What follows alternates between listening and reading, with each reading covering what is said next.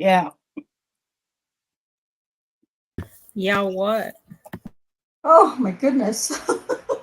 I'm sorry. I'm so sorry. Hello, everybody. Welcome. I had another window open that was playing another video that I wasn't aware of, so sorry about that. Welcome to episode 19 of Inside the Wrongful Conviction of Daniel Holtzclaw. And I hope wherever you're at that you're safe and grounded and dry. And I know that's not the case for everybody on the panel, so, or what's coming for you guys. And I know that's not the case for me, so welcome everybody on the panel, Susan, Jack, Kay, and Cherie. And I think Kay said she's going to be popping in and out a little bit this afternoon. She's got Friday engagement, and so anyway, sounds like something. Sounds like something you put in your oven. It's gonna be popping in and out. Popping in and out. That'd be better. Popping fresh. Popping fresh. Now I'm hungry. It takes very little to get me onto the food subject, so. I was gonna say you're easy, man. I'm so easy. I've had toast today. I didn't have time to really stop and eat like a food. So anyway, that's okay. I'll be fine. So before we get started, I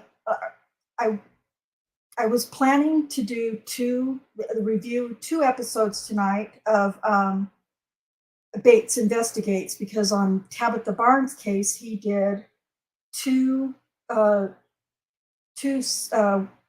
episodes of what he calls scrutinizing, the accuser's case.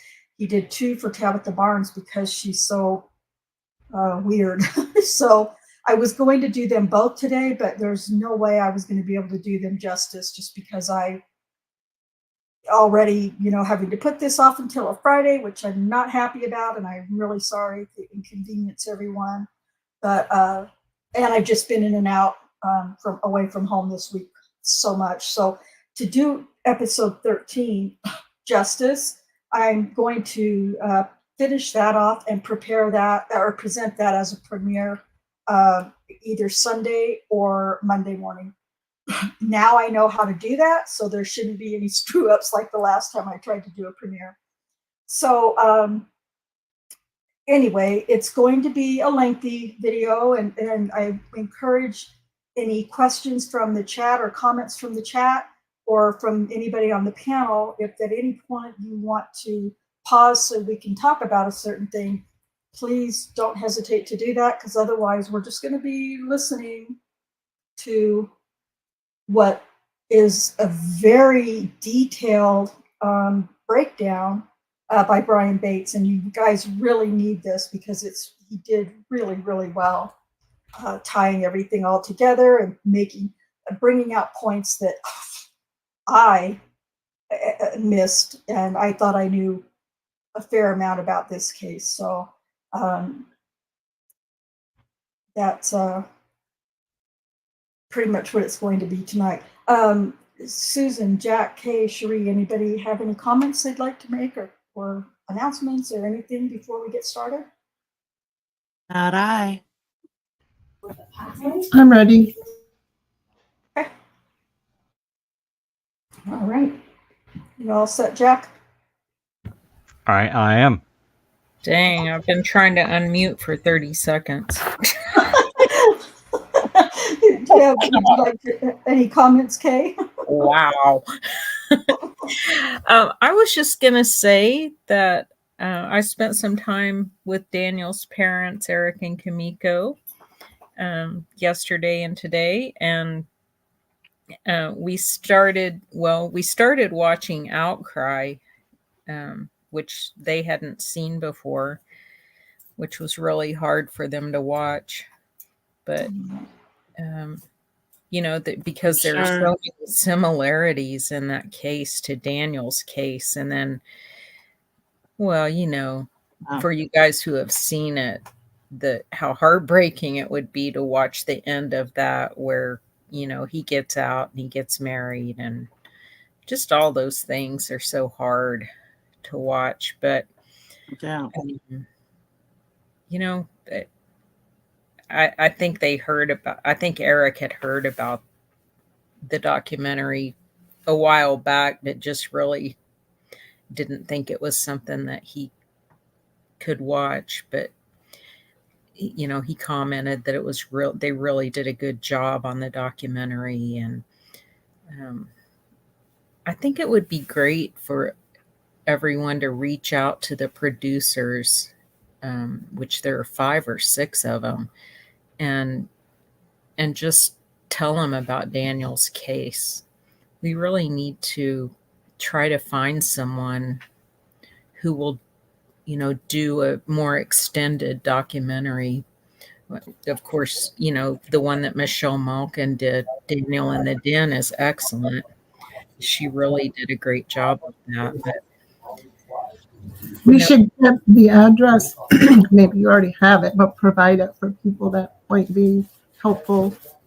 Yeah, I got the names. It's probably going to be email addresses that I can possibly locate for those, but I'll do that and post it in Rhonda's Discord, maybe announce it on a future show too.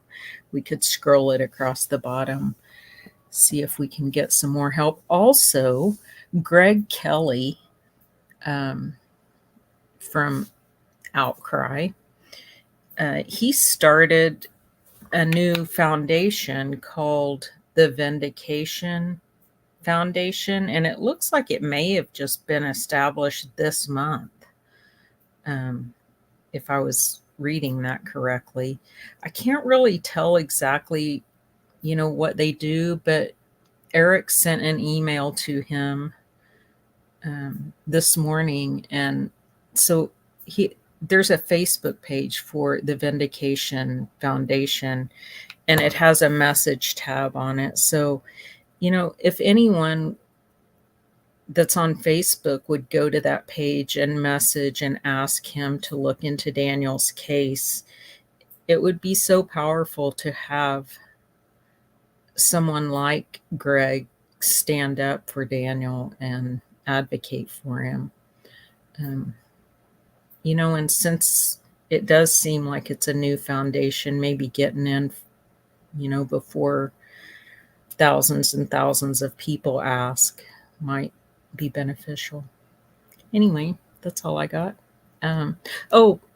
Other than just to say that Eric, Kimiko, and Daniel just continue to say thank you for every action that someone takes on Daniel's behalf. And that's all I have.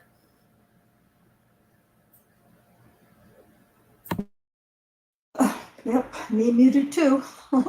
Thank you, Kay. I appreciate that. I, on a completely unrelated to Daniel's case, had a conversation with Eric Holtzclaw. Yes, was it yesterday or the day before? I really don't remember, to be honest. But hi, little bar. It is so great to see you. Thanks for popping in. Love having you in the chat. Anyway, we ultimately did end up, of course, speaking about Daniel, and he said that it asked me to, convey the same thing that Kay did. So, he's just very appreciative. And I was going to do this today, and I didn't get the chance. And so I'm wondering if perhaps Kay or one of the others on the panel can find the find the link for the. I asked Mr. Holtzclaw yesterday about the link for the donations to help with legal funds for Daniel's case, for Daniel's attorney. And so he said absolutely, that he would, of course, be very happy if we shared that and, make people aware of it. And so I meant to do that, and I meant to put that into the description for today's video, but I didn't. And so I don't know if one of you, and okay, you probably have it pretty close to your fingertips. And I can look it up. It's a Go Get Okay. Funding. It's a Go Get Funding one. So it looks like someone might have put it in the private chat just now. Nope. Well, I know it's in Discord somewhere, but I don't remember where. I was Hey, looking for it. Cherie. Yeah, Cherie, if you just Google Go Get Funding Daniel Holtzclaw, you'll come up with it. Okay. Yeah, so that's where I need to remember to make that a permanent link in the description, and to put it in the chat each week at least once, so that so we can get some traction. And again, those who have joined, have a membership, joined the channel membership or whatever it's called here on my channel. Like I've said before, all of the funds that come from that each month will go 100% of whatever I get from YouTube goes to Daniel's either transcript purchases for us or to his attorney fees. So thank you to all the members. Don't forget, you have your little special emoji badges that you can use throughout the, while we're chatting or in the comment section. So if you're a member, don't hesitate to use those little special badges that you have. And I figured out how to do, special perks or whatever for members of the channel now through YouTube Studio, or through the YouTube Studio. So instead of putting it all in Discord now, like I have been, I now know how to do it through YouTube. So you'll get notifications through YouTube. So, excuse me. So I think those were the announcements that I had, and appreciate you, Kay, for sharing message from the Holtzclaws. And if everyone is ready, hello, Justine. It's great to see you. Always great to have you in the chat. So I think what we'll do is go ahead and start this video. Again, you're going to get a lot of, how do I want to say it? Loose ends, kind of, or dots connected, I guess is the best way to say it. You're going to get some dots connected, and that are, that Brian Bates has, knowledge of, since he was the investigator. And so that you're going to hear a lot of that in this audio of Brian Bates. And so I think we're going to go ahead and just get that started. And here we go.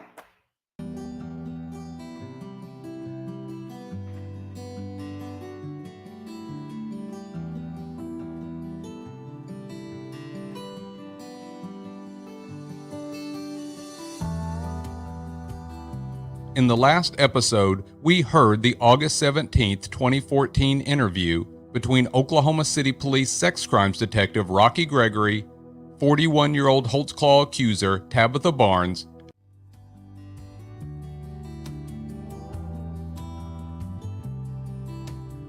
Barnes had first been approached by Detective Gregory on August 14th after he went to her home and inquired if she was the victim of an unreported sexual assault. When Barnes indicated that she had been harassed by an Oklahoma City police officer and inappropriately touched, Gregory called for his boss, Lieutenant Timothy Musney, to come to their location and witness the interview. What Detective Gregory and Lieutenant Musney failed to do, however, was to audio record any of this initial interview.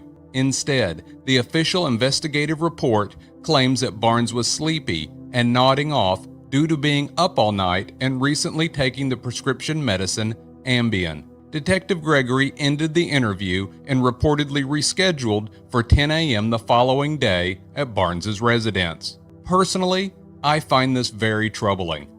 For one, I do not believe that Detective Gregory, a seasoned sex crimes investigator, took the time to drive to Barnes's home and then call and ask his boss to join them, but neglected to record the resulting interview. Lieutenant Musney didn't even bother to file a supplemental report noting his presence during this interview and what he heard and observed. I personally believe that was a deliberate act to further distance himself from this particular encounter. If you care for my opinion, I firmly believe that Detective Gregory did indeed record this first encounter with Tabitha Barnes. However, she was so high, so incoherent, and unable to remain conscious that Detective Gregory knew the recording would not reflect well on Barnes or her credibility, and therefore he had no other option than to terminate the interview and start again at a later date. In fact, Detective Gregory said this to Barnes when he finally met with her again in reference to her incoherence just days before. You seem a lot more clear-minded today. There is also another troubling possibility, and I'll get to that one in just a moment. Detective Gregory claims he returned to Barnes's residence the next morning, but that she was not home. According to his report, he called her contact numbers several times and returned to her home over and over again over the next couple of days, at least 5 times to no avail.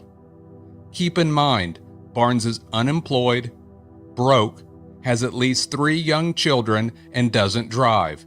Yet, detectives claim that she isn't home and they can't locate her. However, on August 17th, at around 2:15 in the afternoon, Detective Gregory is once again at Barnes's residence. This time she is home, and he records a subsequent interview that you heard in episode 11. I find the timing between the first interview with Barnes, the one that was mysteriously not recorded and cut short on August 14th, and the one that was recorded only 3 days later on August 17th. An important event happened just prior to the first interview and immediately following that interview, but prior to the second recorded interview. On August 13th, investigators, you'll recall, met with accuser Florine Mathis at the Oklahoma County Jail. Florine Mathis has a direct connection to this episode and Tabitha Barnes. For one, you may remember that Mathis admitted that she frequented and had just left a crack house near Northeast 16th and Jordan Avenue, shortly before Daniel Holtzclaw allegedly touched her breasts inappropriately on April 14th of 2014. We also know from episode 10 that Holtzclaw never encountered Mathis, where Mathis claims she was sexually assaulted, near Northeast 17th or Northeast 18th and North Kate Avenue. Instead, GPS and radio dispatch records clearly show that Holtzclaw twice encountered Mathis at Northeast 15th and Jordan, and that both times suspected she was in the area buying and/or using illegal drugs. Well, guess who lives at the corner of Northeast 15th and Jordan Avenue? That's right, Tabitha Barnes. And Tabitha Barnes repeatedly claims that Officer Holtzclaw suspects her and her home to be responsible for dealing crack cocaine and PCP in the immediate area. Before you go thinking I'm making associations between Mathis and Barnes that are unwarranted, specifically that Barnes was dealing crack cocaine and Mathis was one of her customers, just know that at trial, Florine Mathis admitted she has indeed smoked crack cocaine with Tabitha Barnes inside Barnes's home at Northeast 15th and Jordan Avenue. Furthermore, it was made known to Holtzclaw's defense counsel prior to trial and then confirmed at trial that Mathis claimed she worked for Barnes as her housekeeper.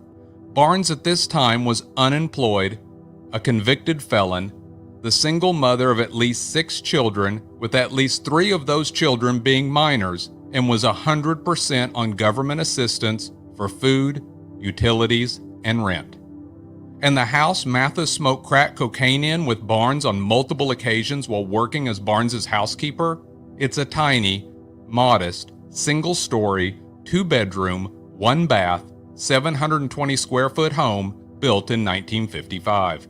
Nowhere in any of the reports I have, generated by Detective Davis or Detective Gregory, does it reflect any conversation where Mathis admits to knowing, working for, or smoking crack cocaine with Barnes in her home. As a matter of fact, nowhere in any reports that I have do investigators question Tabitha Barnes about her drug usage or possible dealing. Yet, she repeatedly states that Officer Holtzclaw inquires about her drug dealing each and every time he encounters her. I find it odd that investigators would intentionally stay away from that topic with Barnes when they specifically addressed drug usage with Morris, Ellis, and Mathis. The day after interviewing Mathis at the Oklahoma County Jail, Detective Gregory just happens to show up on Barnes's doorstep. And it's the only interview where Gregory calls his boss to attend the interview in the field while also allegedly not recording the resulting interview. Less than 24 hours after cutting short their unrecorded interview with Barnes, investigators return to the Oklahoma County Jail and speak with Florine Mathis yet again. They claim they didn't bother to record that interview because they were only there to get a DNA sample. A DNA sample? Mathis alleged she was simply touched on top of her clothing on a single breast. And that was 2 months prior to Liggins even being stopped. Exactly what DNA did they think had been transferred and would match the DNA on Holtzclaw's pants? Surely they weren't actually at the jail because of something Barnes said during her unrecorded interview that linked her and Mathis and crack cocaine. I can only speculate that that is exactly why they returned to the jail and didn't record that interview either. 2 days later, on August 17th, Detective Gregory once again returns to Barnes's residence and completes his interview. That's the interview you heard in episode 11. With the benefit of that recording, the official investigative reports and trial testimony, I'm going to now break down Tabitha Barnes's allegations and discuss the red flags and contradictions that investigators and the prosecution would most likely prefer to remain unscrutinized.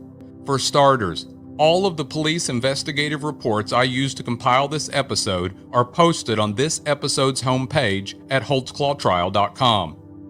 You can also check this episode's show notes in your streaming app for a direct link. If you get a chance, take the time to look these reports over. Something that should stand out to you is the fact that Detective Gregory repeatedly refers to Officer Holtzclaw in his official report as Spike. He claims that's a nickname given to Holtzclaw by Barnes and her children because they didn't know his real name but associated the nickname with his spiked hairstyle. In fact, Detective Gregory refers to Officer Holtzclaw as Spike at least 15 times in his report regarding his first and second interviews with Tabitha Barnes. Here's the problem though. Nowhere in the recorded interview from episode 11 do you hear Tabitha Barnes or her daughter ever refer to Holtzclaw as Spike or any other nickname. Which begs the question, when exactly was this nickname provided to Detective Gregory, and why was that meeting not noted in any investigative reports? The fact that Barnes nor her daughter ever call Holtzclaw Spike in their initial interviews, which I'll remind you took place almost 5 months after the last time they claim they ever saw Officer Holtzclaw, leads me to believe this really wasn't a nickname they associated with Holtzclaw at the time of the alleged incidents. Instead, I think it's far more likely that that nickname was something that resulted from later meetings with investigators that went undocumented. Regardless, the very first forwarded fact by Tabitha Barnes should have immediately sent up red flags. Unlike previous accusers who are unsure of either the specific date or location of their alleged assaults, Barnes is certain of both. She repeatedly claims the assault occurred in front of her house and on March 4th, 2014. Detective Gregory even repeats that date back for her confirmation. You said it was the 4th, but you don't know what month. And that's where the stop was, right here. That was March. That was March? March 4th, about 12:30. Okay. That was the first incident, That was the correct? first incident. Okay. So that was March 4th. Okay. And I will put that down. Okay. However, Detective Gregory knows, like with accuser Morris, that the date given doesn't work and actually exonerates Holtzclaw.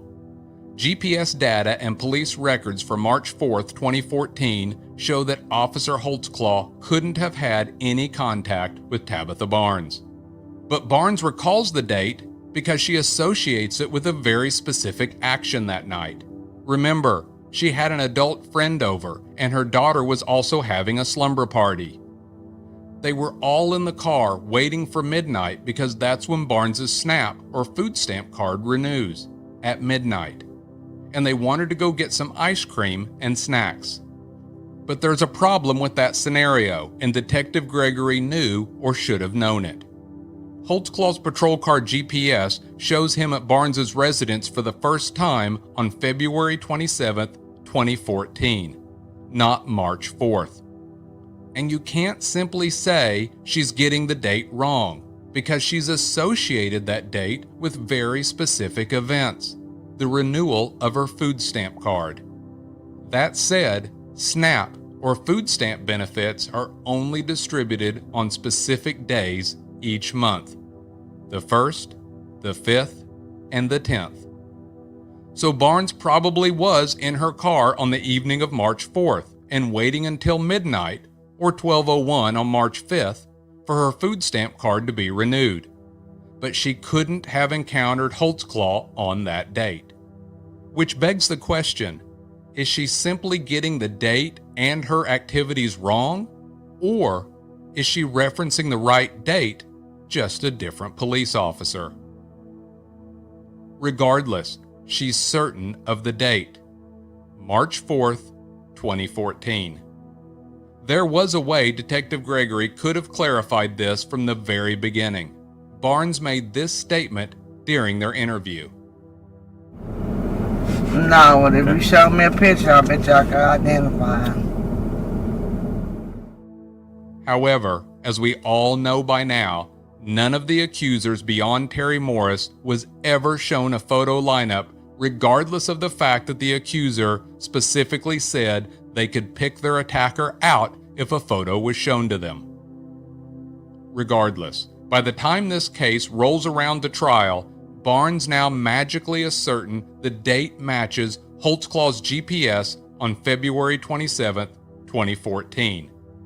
Yet nowhere in any official investigative report does it reflect a meeting wherein Barnes has this epiphany with investigators that she now remembers a new date.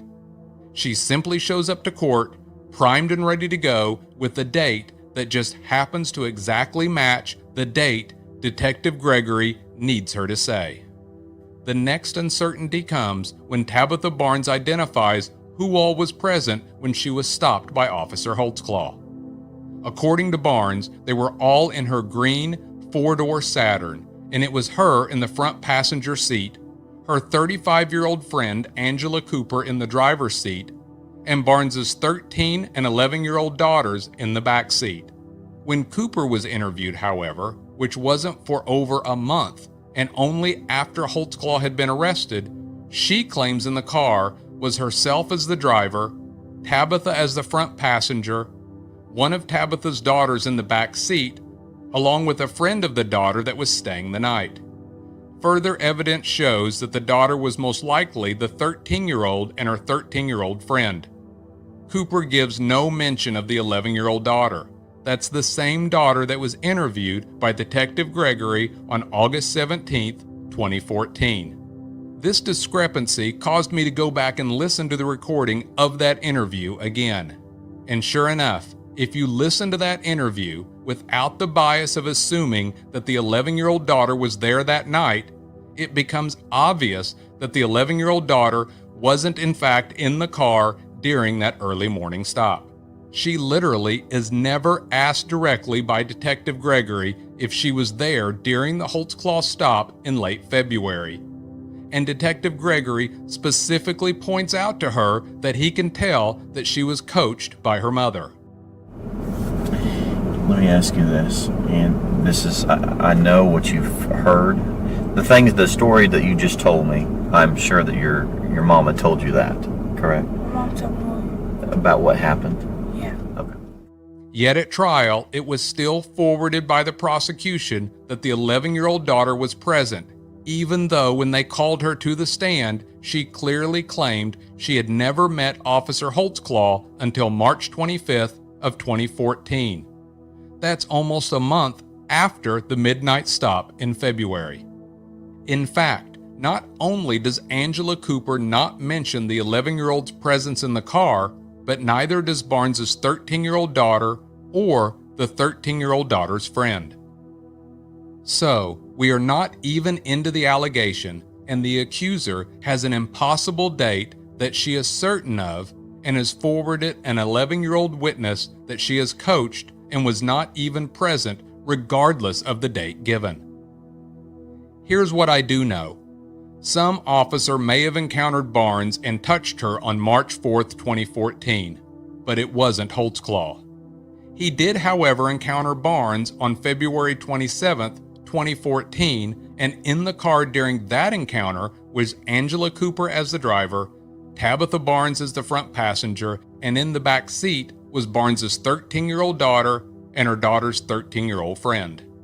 Where the car was parked when Officer Holtzclaw arrived on scene is also a bit suspicious.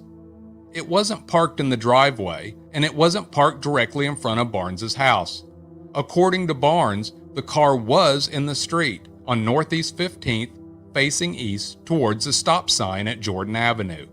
However, the car was parked to the west of her residence. Actually, it was in front of the property line of her neighbor's home. We know this because Barnes testified that when she saw the police cars behind her, she pulled up and turned into her driveway. Which begs the question, why not park in your own driveway or in front of your own home? Is it because you don't want your car associated with your house? Is it you don't want people to know anyone is home? Or is it because there is so much traffic coming and going from your house, you are freeing up space? You know, like a drug house. Regardless, again, Barnes makes another assertion that is not supported by the facts. She claims that while they're sitting in the car waiting for midnight, that she sees two patrol cars drive south on Jordan Avenue and then apparently round the block and pull in behind and beside her. We know that's not true, and Detective Gregory knows it's not true either. Holtzclaw was the first on the scene, and he was alone. Holtzclaw's GPS has him arriving at 12:06 a.m. The second officer, Patrolman Ivan Venegas, doesn't arrive for 2 more minutes. When Officer Venegas was interviewed, which wasn't until after Holtzclaw had been arrested, he stated that when he heard Officer Holtzclaw radio in that he was on a car with multiple subjects, he decided to drive to the area to assist and back him up. Which puts up another red flag supporting Holtzclaw's innocence. Why in the world would Holtzclaw put himself out at a location where he plans to sexually assault someone and do it in a way that will most likely cause backup to arrive? At this point, the 2 patrol cars are on scene and have their strobes on. Officer Holtzclaw, who would be the lead officer in this instance, exits his vehicle and walks up to Barnes's vehicle. This brings up an interesting detail that Barnes and Cooper neglected to share with Detective Gregory, but was shared by Barnes's daughter's 13-year-old friend. According to the teen, when Holtzclaw walked up to the car, he shined his flashlight into the car and spotted some pills that were scattered about. Officer Holtzclaw asked what the pills were, and the teen said that Barnes produced a prescription bottle in her name and showed it to Officer Holtzclaw. According to the teen friend, Holtzclaw then asked the girls their names and wrote down their information. According to Officer Venegas, when he joined them, he and Holtzclaw both inquired of Barnes and Cooper about their drug usage and drug activity, specifically crack cocaine. At 12:14 a.m., just 8 minutes after being stopped, Cooper says that Holtzclaw ran both of their names while they were still in their car together. Cooper came back clear, meaning she had no warrants. Barnes, however, came back with 3 minor city cost warrants for destroying property, failure to appear, and possession of marijuana. The following is that actual radio transmission. Charlie 45, stand by. Charlie 45, go ahead. She's run. First sergeant's last name is Barnes. Baker Adam, Robert, Nora, Edward, Sam. First name is Tabitha. Tom, Adam, Baker, Adam, Tom, Henry, Adam. Date of birth is 73, black female. Second sergeant's last name is Cooper. That's Charles, Ocean, Paul, Edward, Robert. First name is weird. Angelo, Shantae, Nicole. That's Adam, Nora, George, Edward, Lincoln, Ocean. Shantae is Sam, Henry, Adam, Nora, Tom, Adam, Young. And Nicole's Nora, Ida, Charles, Ocean, Lincoln, Edward. Date of birth is 78, black female. Charlie 45. Go ahead. Tabitha Barnes has 3 CAWs for David Hall 1, Frank Adam 2, Gary John 1, Angela Shantae, Nicole Cooper is clear. Alright, 1047 over. Officer Venegas didn't recall the specifics, but did think the women were split up at some point, as that would have been normal procedure, and that they were run shortly after he arrived on scene. Venegas said that he had some small talk with Cooper and interacted with the kids because they were playing and joking around. Officer Venegas said it was cold outside, so at some point he told the kids they could go inside. Barnes and Cooper, however, gave a different version of events to Detective Gregory. Both claimed that the presence of the police was scaring the kids. Tabitha went as far as to claim that she told Holtzclaw he was scaring her kids, and that Holtzclaw told them their mother was going to be fine and that it was he who told them to go inside. Venegas and even the kids themselves contradicted that version of events. Officer Venegas testified at trial that the kids continued to play around and occasionally poked their heads out the front door or the window. He didn't recall them being scared at all. Barnes's 13-year-old daughter and her friend seemed to corroborate this when they each recalled going inside, looking out the window once or twice, but overall just hanging out and not paying much attention to what was going on outside. After a brief interview, Officer Venegas released Cooper, and she recalls that she went inside the house too. Cooper said that a few minutes later she looked outside and saw both officers still there, and Barnes in the back seat of Officer Holtzclaw's patrol car. Officer Venegas recalled that he remembered Holtzclaw talking to him briefly about how the shift was slow, and that he was bored, and that he was considering taking Barnes to jail on her city warrants. Venegas said that by the end of their conversation, Holtzclaw decided to, quote, not mess with it, end quote. At this point, Officer Venegas got back in his patrol car and left. He indicated it was his recollection that Officer Holtzclaw left the scene not long after him. According to GPS data, Officer Venegas pulled away at 12:21 a.m., or just 13 minutes after arriving. Officer Holtzclaw pulled off the stop just 8 or 9 minutes later at 12:30 a.m. It's what happened in those 8 to 9 minutes that is in dispute. Barnes says she was forced to expose herself and then inappropriately touched. Holtzclaw says nothing of the sort ever occurred. Barnes stated that after Venegas had driven away and Cooper had gone inside the house, that Holtzclaw exited his patrol car and opened the passenger door where Barnes was still seated. Even though the temperature that night was in the low 20s, Barnes said she was wearing long pajama bottoms and a white t-shirt. In the recorded interview with Detective Gregory, Barnes was insistent that she was also wearing a bra. The first time I did. first time you did have a bra? Mm-hmm. Oh, I thought you said the other day you did not have a bra. The first time I had a bra on because I lifted it up. Uh-huh. Lifted the bra up, and it wasn't good enough for him. However, by the time the trial rolled around, she changed her testimony and then claimed she wasn't wearing a bra at all. That's not the only flip-flopping Barnes does with her version of events. You'll recall Barnes told Detective Gregory that she was seated in the back seat of Daniel's patrol car, facing out the door with her feet outside the car and on the ground. At the preliminary hearing, Barnes said she was seated facing forward, with her feet in front of her in the car and on the floorboard. This would have made it much more difficult for her to turn, face Holtzclaw, expose herself, and for him to have lifted each of her breasts with his hands. And wouldn't you know it, once trial rolls around, the prosecution has cleaned that up too, and Barnes is once again seated, facing out with her feet on the ground. Barnes stated that Holtzclaw began asking her if she had any drugs hidden on her, to which she replied she did not. Barnes says that's when Holtzclaw asked her, quote, "Can you show me that you don't have anything on you?" End quote.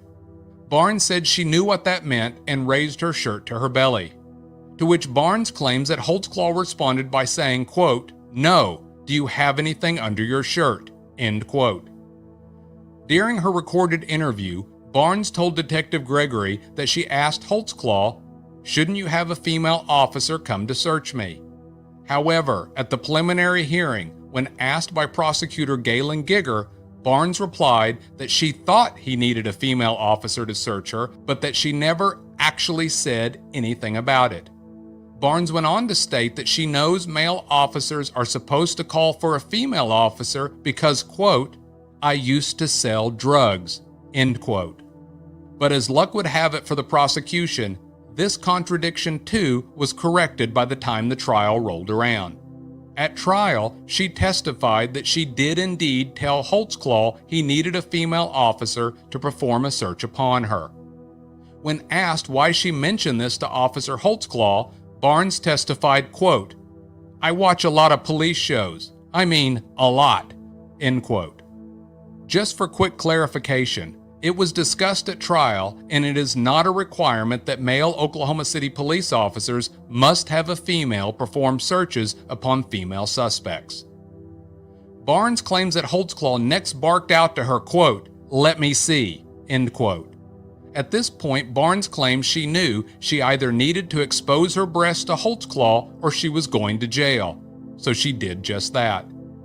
Again, while meeting with Detective Gregory, Tabitha Barnes is very clear that she was wearing a bra and that she lifted it and her shirt for Holtzclaw. This time, I know I didn't have no bra on the first time, but he picked up your bare breasts. Mm-hmm. Okay. I had it because I just did like this with my shirt and my bra.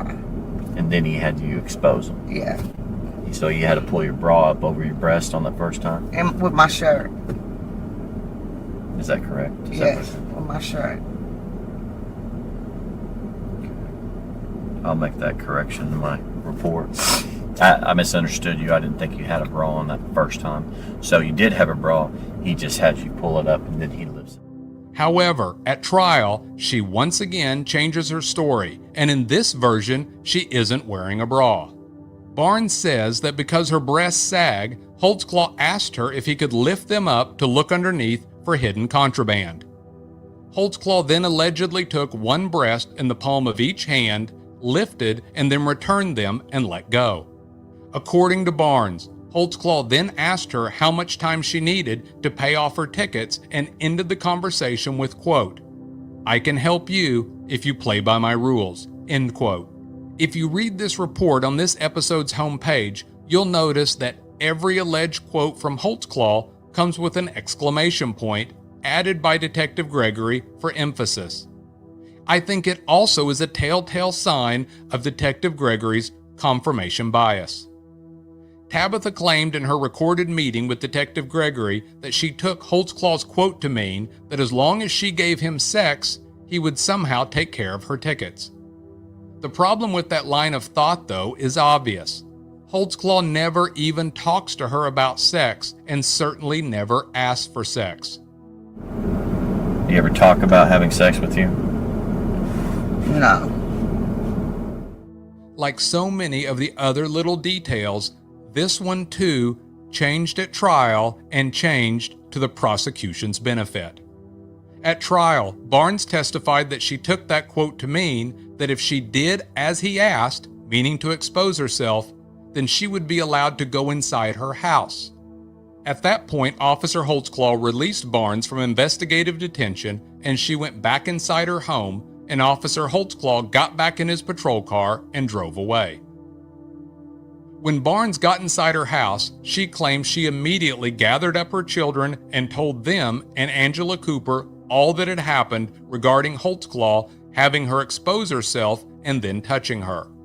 She retold this version at the preliminary hearing and again at trial. Also at trial, Barnes said she specifically told her 11 and 13-year-old daughters that if they see Holtzclaw, they are to run. Like so many other details, Barnes's version doesn't even come close to matching what others say happened that night.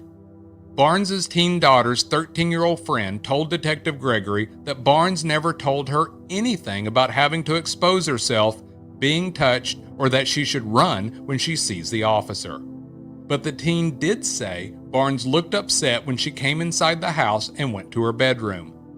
The friend said she felt uncomfortable and called her mother to come get her, and she and Barnes's 13-year-old daughter left with the mother when she arrived. But even this witness's version of events leaves out details that would be inconvenient for the prosecution. Angela Cooper told Detective Gregory that she too observed Barnes to be upset or angry when she came inside the house. Cooper also confirmed that Barnes never said a word to her or the children at that time about exposing herself, being touched, or playing by his rules. She did, however, add that Barnes became angry and got into an argument with the kids and went to bed. Angela said she stayed the night, and the only comment Barnes made was that Holtzclaw said something about her, quote, titties. When Barnes's 13-year-old daughter was interviewed by Detective Gregory, she reportedly told him all her mother told her was that Holtzclaw wanted to, quote, unquote, check her, and that he should have called for a female officer.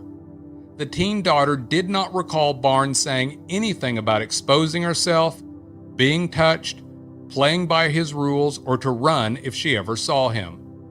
The 13-year-old daughter also told Detective Gregory she doesn't often stay with her mother. She lives with her father, and at that time of the interview hadn't seen her mother in a couple of months. The 11-year-old daughter, though, the one you heard in episode 11, the one who Detective Gregory and prosecutors forward as being there in the car the night of the stop, yet nobody but Barnes has ever put her in the car during the stop. The same 11-year-old daughter of Barnes that even Detective Gregory called out during their interview for being coached. Well, she claims Barnes did tell her about exposing herself and about being touched. In fact, the 11-year-old added that she was told by her mother that Holtzclaw said, quote, and he kept saying, I would like to see those. What else did your mama say? That's all she told me. Even though Barnes has never mentioned that quote in any police interview. While Angela Cooper told Detective Gregory that Barnes looked upset when she came inside the house and that she did make some brief comment about Holtzclaw saying something about her titties, Cooper specifically told Gregory that Barnes mentioned nothing about being touched, harassed, or exposing herself. Speaking of Angela Cooper, who is she exactly? Well, that's difficult to define. She claims that she's not really a friend of Tabitha Barnes's, more of an acquaintance, but that she was at her home at midnight and eventually stayed the night. Cooper claims she was there as, are you ready for this? A housekeeper. She claims she was staying over all day and night to help Barnes, who is not good friends of hers, clean her house for an upcoming inspection by Section 8 housing. but I thought Florine Mathis was Barnes's quote-unquote housekeeper. In fact, Cooper tells Detective Gregory that they are so not friends that after spending the entire day and night cleaning Barnes's 700 square foot house, she's never even bothered to talk to Barnes ever again, and knew nothing about the alleged allegations against Holtzclaw. And another thing regarding Cooper, at the time she was staying overnight at Barnes's house, she was on 10 years probation for, you guessed it, possession of drugs and drug proceeds. Sounds exactly how you would describe a drug dealer. Oh, she was also on probation for bogus checks, obstructing an officer, that's the legal term for lying to an officer, and harboring a fugitive. So what do I think really happened? I personally think it's pretty clear. Leading up to this event, Patrol Officer Daniel Holtzclaw had pegged Barnes's home as a major contributor to the distribution and/or consumption of illegal narcotics in the immediate area, specifically crack cocaine and PCP. Holtzclaw based this belief on police intel, watching individuals coming and going from the residence while out on patrol, and even first-hand information from people he stopped and engaged with on the streets who said they had either purchased drugs from individuals in the house or traded merchandise for drugs and a place to do them. And at least to some degree, we know Holtzclaw's intuition was spot on. Barnes herself admitted under oath at preliminary hearing to selling drugs, and during the criminal trial to using crack cocaine. Additionally, and I'll get to this more when we get to the trial, but Tabitha Barnes literally showed up to Holtzclaw's criminal trial high on PCP. We know this because her erratic behavior caused Judge Timothy Henderson to order her tested on the spot. Furthermore, accuser Florine Mathis also admitted to smoking crack cocaine with Barnes in Barnes's home at Northeast 15th and Jordan Avenue. Holtzclaw also knew that there were children who lived in this suspected crack house. Just after midnight on February 27, 2014, Holtzclaw was patrolling the Spring Lake District. He did drive along Jordan Avenue and past Northeast 16th Street, but he was alone.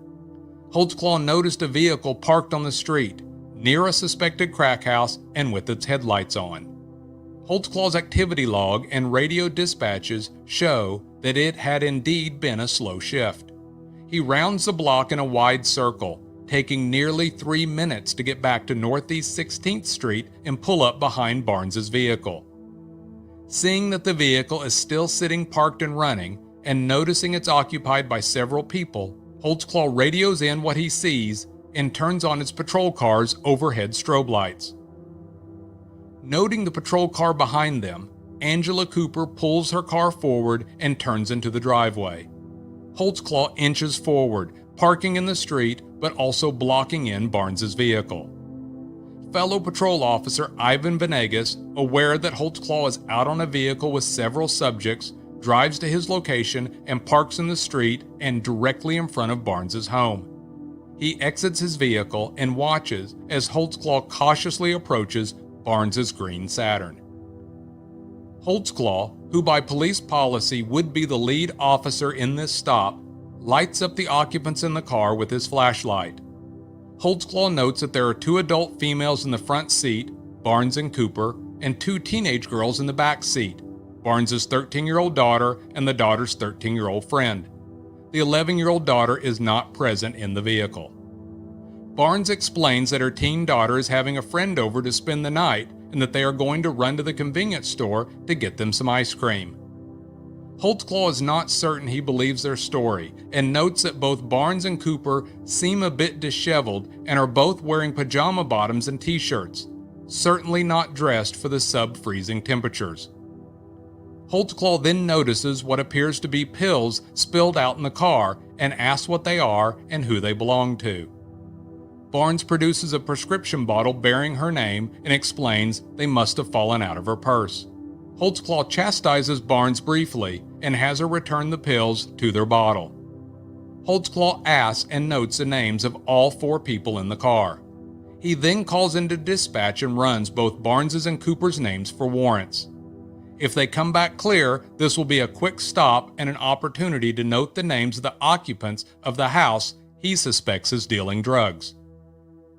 While they wait for dispatch to get back to them, Officer Venegas jokes around with the two teens who seem to have very little interest in what is going on. It's cold out. They've already had Cooper turn off the ignition to the car, so Venegas tells the girls they can go inside to stay warm. After a short pause, Cooper comes back clear, but Barnes shows to have 4 minor city warrants for unpaid tickets. Holtzclaw decides to use this as an opportunity to gain more intel on what exactly is going on in Barnes's home. So he separates Barnes and Cooper, with Barnes being put in the rear driver's side seat of his patrol car and Cooper being placed in Venegas's patrol car. Both officers question the women individually about drug activity in the area and whether or not they themselves are involved.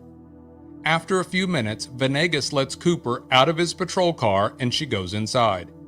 Holtzclaw steps out of his patrol car and talks briefly with Venegas. He tells him he's considering taking Barnes to jail on her warrants because it's been a slow night and he'd like to put some heat on Barnes for her suspected drug activity. But he also knows that he can't just leave the children with a woman that admittedly isn't even a close friend of Barnes. Finding a relative to come and get the kids and booking Barnes into jail could take hours, and his shift will be ending soon. So Holtzclaw tells Venegas that he isn't going to mess with it. Venegas drives away and Holtzclaw returns to his patrol car and opens the rear driver's side passenger door. He is stern with Barnes and she doesn't like it. Holtzclaw asks her if she has any drugs on her now. She says no. Holtzclaw instructs her to perform what is known in law enforcement circles as the clasp and shake. It's an unflattering procedure that was mentioned during Holtzclaw's interrogation. Basically, it's when a female suspect is instructed to clasp their bra over their shirt, pull their bra away from their breasts, and then shake the shirt and bra.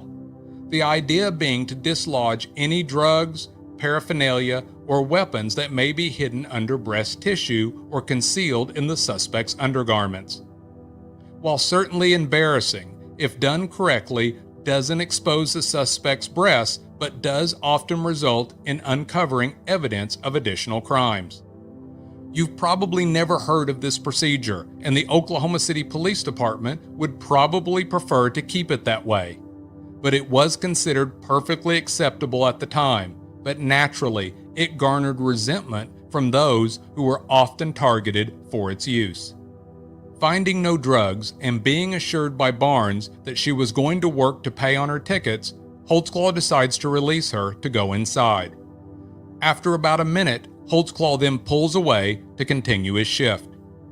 Barnes, upset that whatever she had actually been planning to do that evening had been interrupted, and being more than slightly annoyed by Holtzclaw's implying that she was a drug user or even a drug dealer, she has no patience for the horse-playing kids in her house and immediately gets into a shouting argument with them and then goes to her bedroom and slams the door. Barnes's teen friend then calls her mom to come and get her and Barnes's daughter for the remainder of the night. But as you know from Barnes's recorded interview in episode 11, her contact with Holtzclaw and her allegations against him don't end here. In fact, Barnes encounters Holtzclaw again on this very same day. As I've pointed out previously, Holtzclaw works an overnight shift that runs from about 4 p.m. to 2 a.m. the following day. So an hour and a half after encountering Barnes, Cooper, and the teens, Holtzclaw ends his shift and heads home, only to return to work about 8 hours later. Now fast forward, if you will, from 12:30 a.m. on the morning of February 27, 2014 to around 10 p.m. that same date. Holtzclaw has gone home, slept, returned to work, and has been patrolling again for about 6 hours. Tabitha Barnes is returning from the Golden Corral restaurant with her 13-year-old daughter, the daughter's 13-year-old friend, and a 22-year-old woman identified as Raven Nicole Summers. As they were driving north on Jordan Avenue and approaching 15th Street, they saw a black male walking from the direction of their house. He crossed the street and walked north through the yard of a vacant house. The man appeared to be carrying a retail box and a sack. As they rounded the corner, the man stopped and began waving at them to get their attention and yelling, "Hey, hey, hey." As they stopped, the man asked if they wanted to buy a microwave and some steaks. At this point, Tabitha Barnes and her 13-year-old daughter realized the microwave, which was brand new and still in the box, and the steaks had come from their own home. They looked over and saw their front door wide open and all their lights on.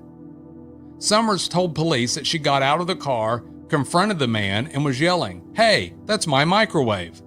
At that point, the man exclaimed he didn't steal the microwave and started running along North Jordan Avenue while still carrying the microwave and the steaks. Summers and Barnes' 13-year-old daughter started chasing the man. The man dropped the microwave and sack and jumped a fence and started heading west through multiple backyards while Summers and the teen continued to chase him. After passing through about 3 backyards, the man turned and headed north towards Northeast 16th Terrace. It was while running through a front yard in the 1500 block of Northeast 16th Terrace that Summers says that she was able to grab a hold of the man's jacket to slow him down. At that point, the man turned around and began fighting the 22 and 13-year-old females. Summers couldn't recall how many times she hit the man and simply described the event as quote-unquote a tussle. The man somehow was able to break free and turn to escape. But as luck would have it, in what had to be pretty comical to witness, the man ran full speed straight into a tree and collapsed onto the ground. The man later claims that one of the females was kicking him in the head and that he went in and out of consciousness. Barnes claims that at that point she caught up and helped Summers hold the man while neighbors who had come outside after hearing the yelling called 911. At 10:14 p.m., Officer Holtzclaw hears a call go out for a disturbance or a fight in the 1500 block of Northeast 16th Terrace and heads that way. It's hard to tell from investigative reports, but it appears Holtzclaw may have been the first officer on the scene. According to Daniel Holtzclaw's official report, quote, "Upon arrival, I observed a black male lying on the ground. The black male, later identified as AR, that means arrested party, Rodney Lee, stated he was running away from several females that threatened to kill him. I observed him to have a bloody lip, busted open, and blood dripping from his mouth. I placed handcuffs on Lee without incident. I escorted Lee to my patrol vehicle where he voluntarily made the following statements. Lee stated he went over to the residence of the 1500 block of Northeast 15th Street. Lee states he observed a microwave on the front porch. Lee states, all of a sudden, several black females confronted me and started to make threats. Lee says he made threats back. Lee got scared and took off running northbound on Jordan from the residence.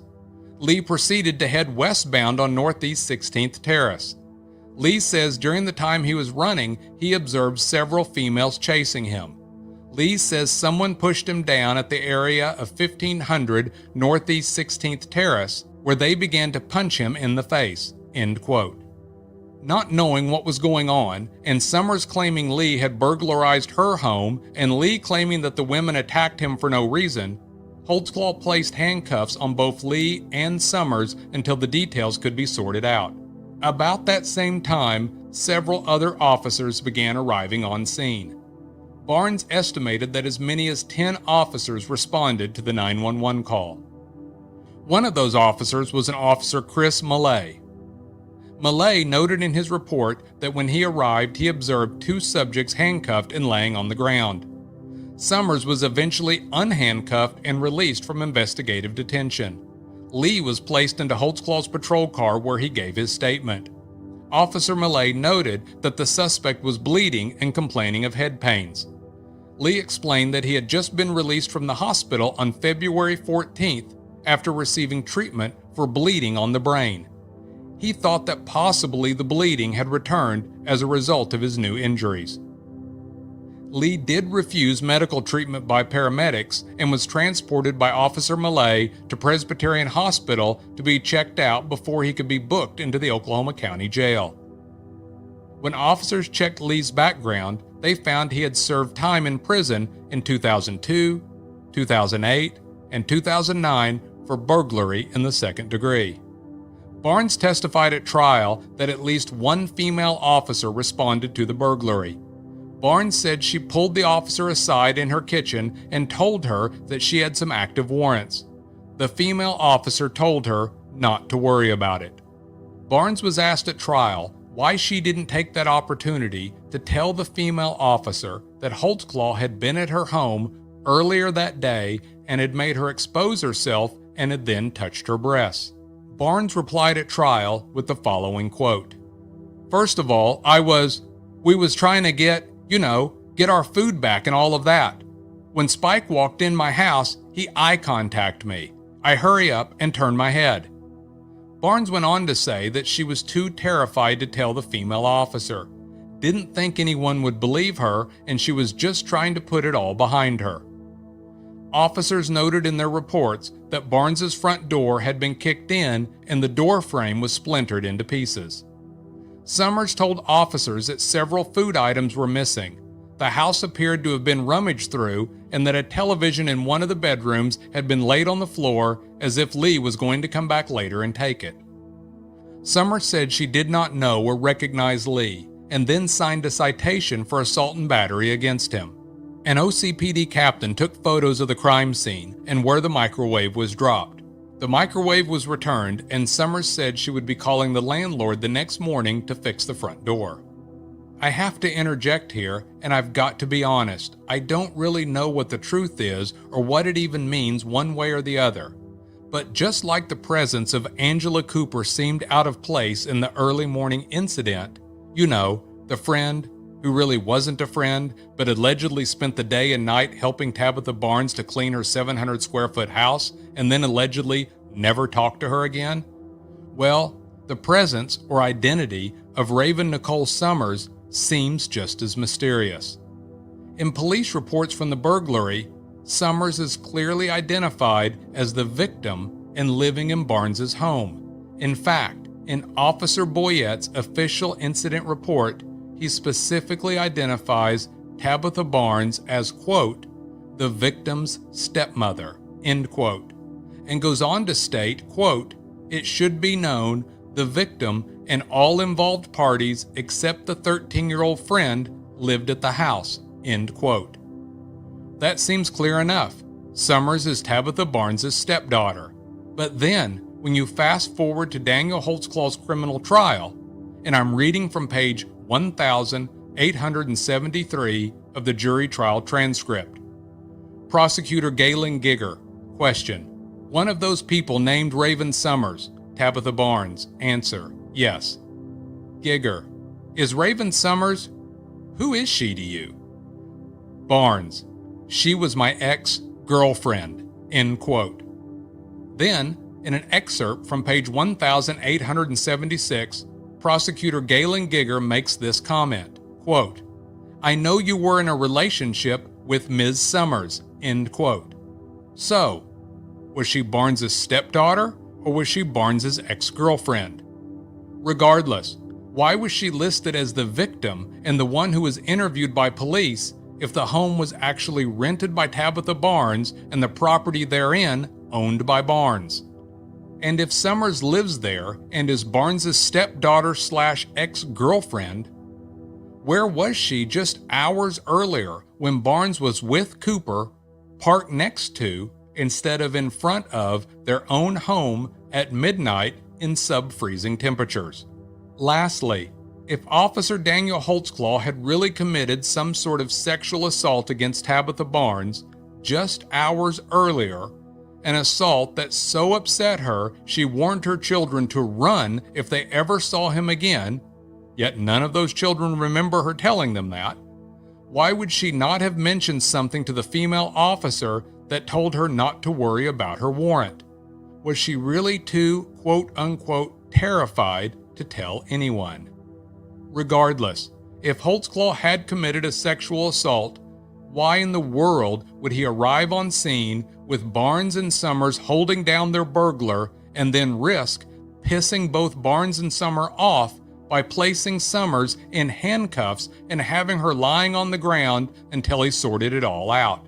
But the craziness and allegations don't end there. Barnes is going to come into contact with Holtzclaw at least 2 more times, and those encounters are eventually going to result in allegations that Holtzclaw broke into Barnes's home, harassed a boyfriend of Barnes, forced her to expose herself again, and then stalked her.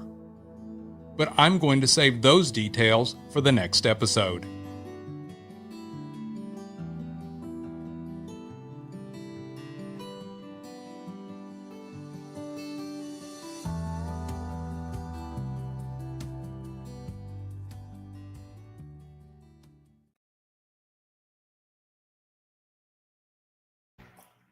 All right.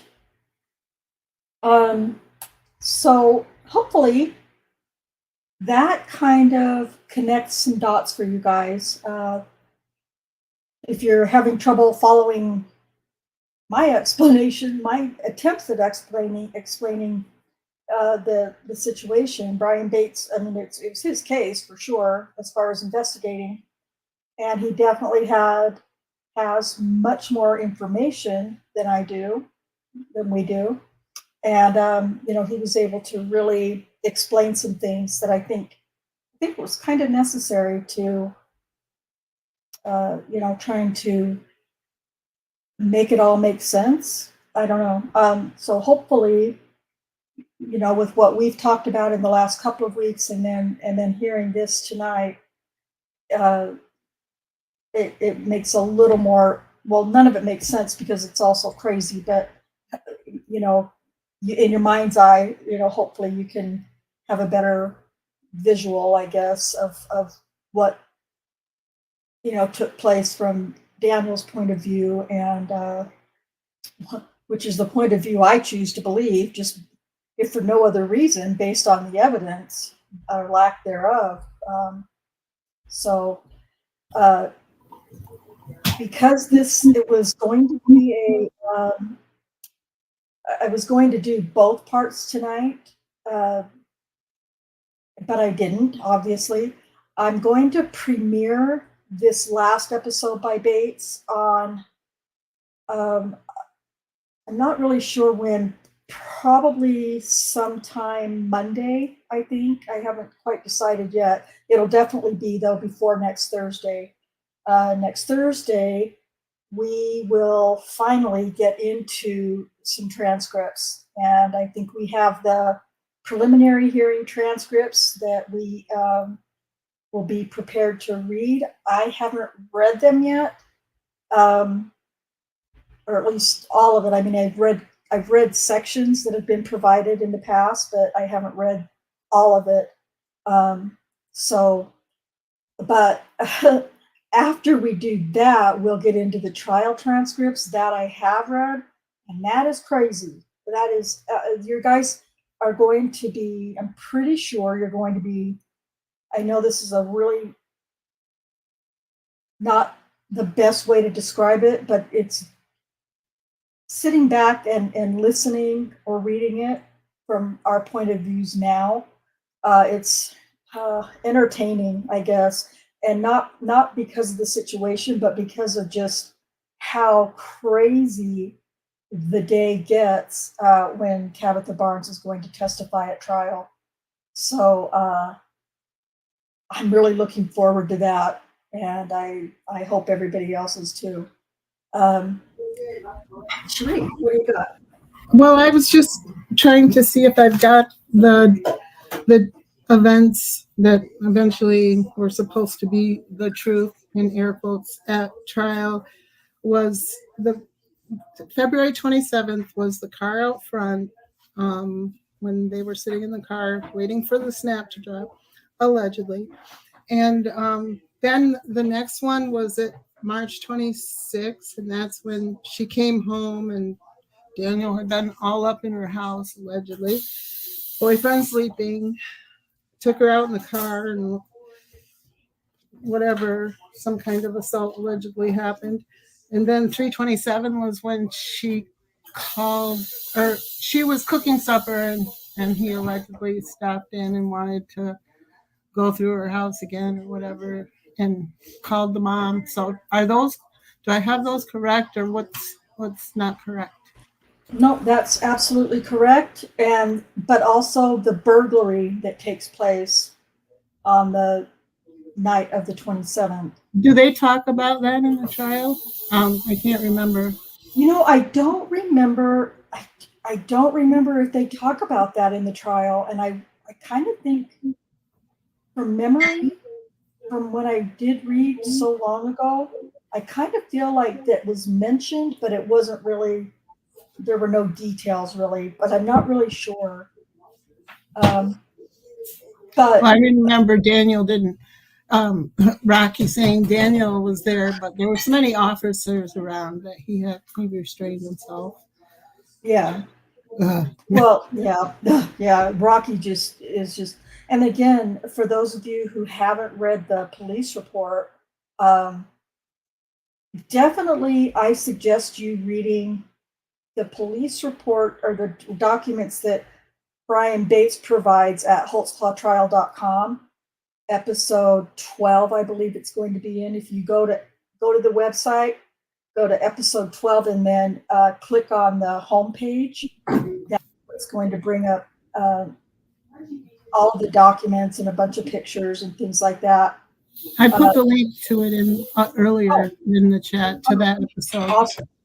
Thank you so much. Yeah, because it really, it's a long read. It's a long police report, but really only because Rocky takes so much liberty in writing this report that he's not writing a report. He's writing a narrative. Literally, if you read that police report, it's his narrative with her, bits and pieces of information, that she gives as well. But yeah, and like Brian Bates said, I think he said no less than 15 times in this police report, Rocky Gregory writes, says that Tabitha advised that Spike, or Tabitha said Spike, or, what. And like Brian Bates said, never at any time that we've heard in a recorded, report, does she ever say that they called him Spike. The only thing, and I don't know if anybody on the panel can think of a different thing, but the only thing that I can think of that in that recorded interview, that Tabitha, when Rocky is asking her near the end of the interview, I think, to describe the officer, she gives a description. And then she says, she's talking about his hair, and then she said, and it was kind of spiked up in the front a little, or something to that effect. Other than that, I never heard Tabitha or the kid refer to the officer, as Spike.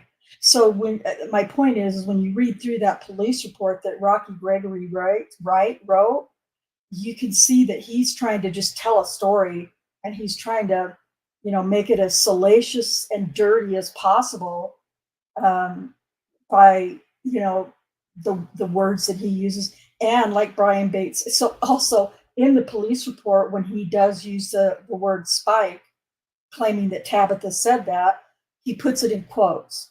And then he, like Brian Bates said, he's got all these exclamation points behind different comments or whatever that Tabitha says. And it's so frustrating, because that, to me, that's not the way a police report should be written. I've read everybody on this panel, we've all read countless police reports from different states and different courts and, different cases. And I've never seen police reports written the way that Rocky Gregory writes police reports. Tabitha's just happens to be the most, colorful or flamboyant or whatever. It's kind of sick the way he writes this report.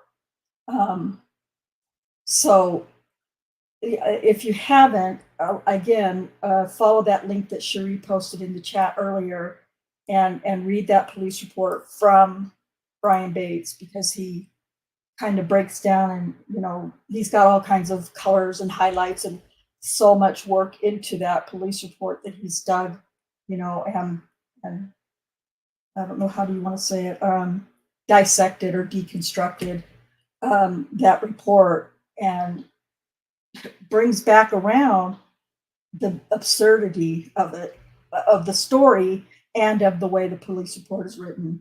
It's definitely worth the time to go through it and read it, I think. And points out how things change at trial and stuff. And right. He didn't even go to the depositions because I guess they hadn't happened yet. I don't know, or maybe he just didn't have access. I don't know. Rocky? Oh, I'm sorry. No, I'm talking about Bates. Oh, right. Yeah, I don't know about that. About him, yeah. What's the question?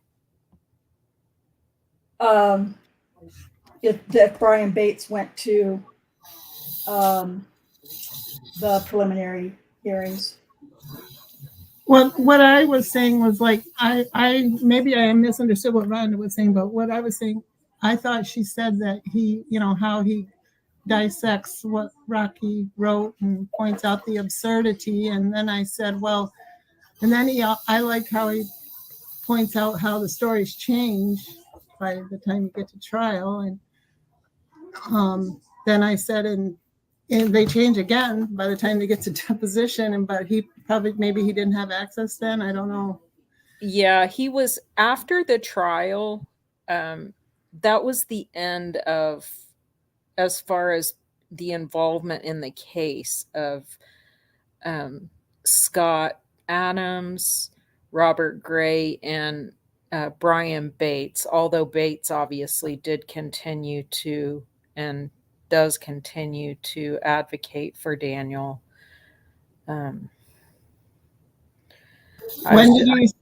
Speaking of Bates, I just saw that he's getting ready to finish another year of law school. It looks like he's cramming for tests this week and a half. So looking when forward. Did he? Oh, sorry. Oh, you're fine. Go ahead. When did he start getting back into the case, like, and doing the podcast? How long after? Do you know?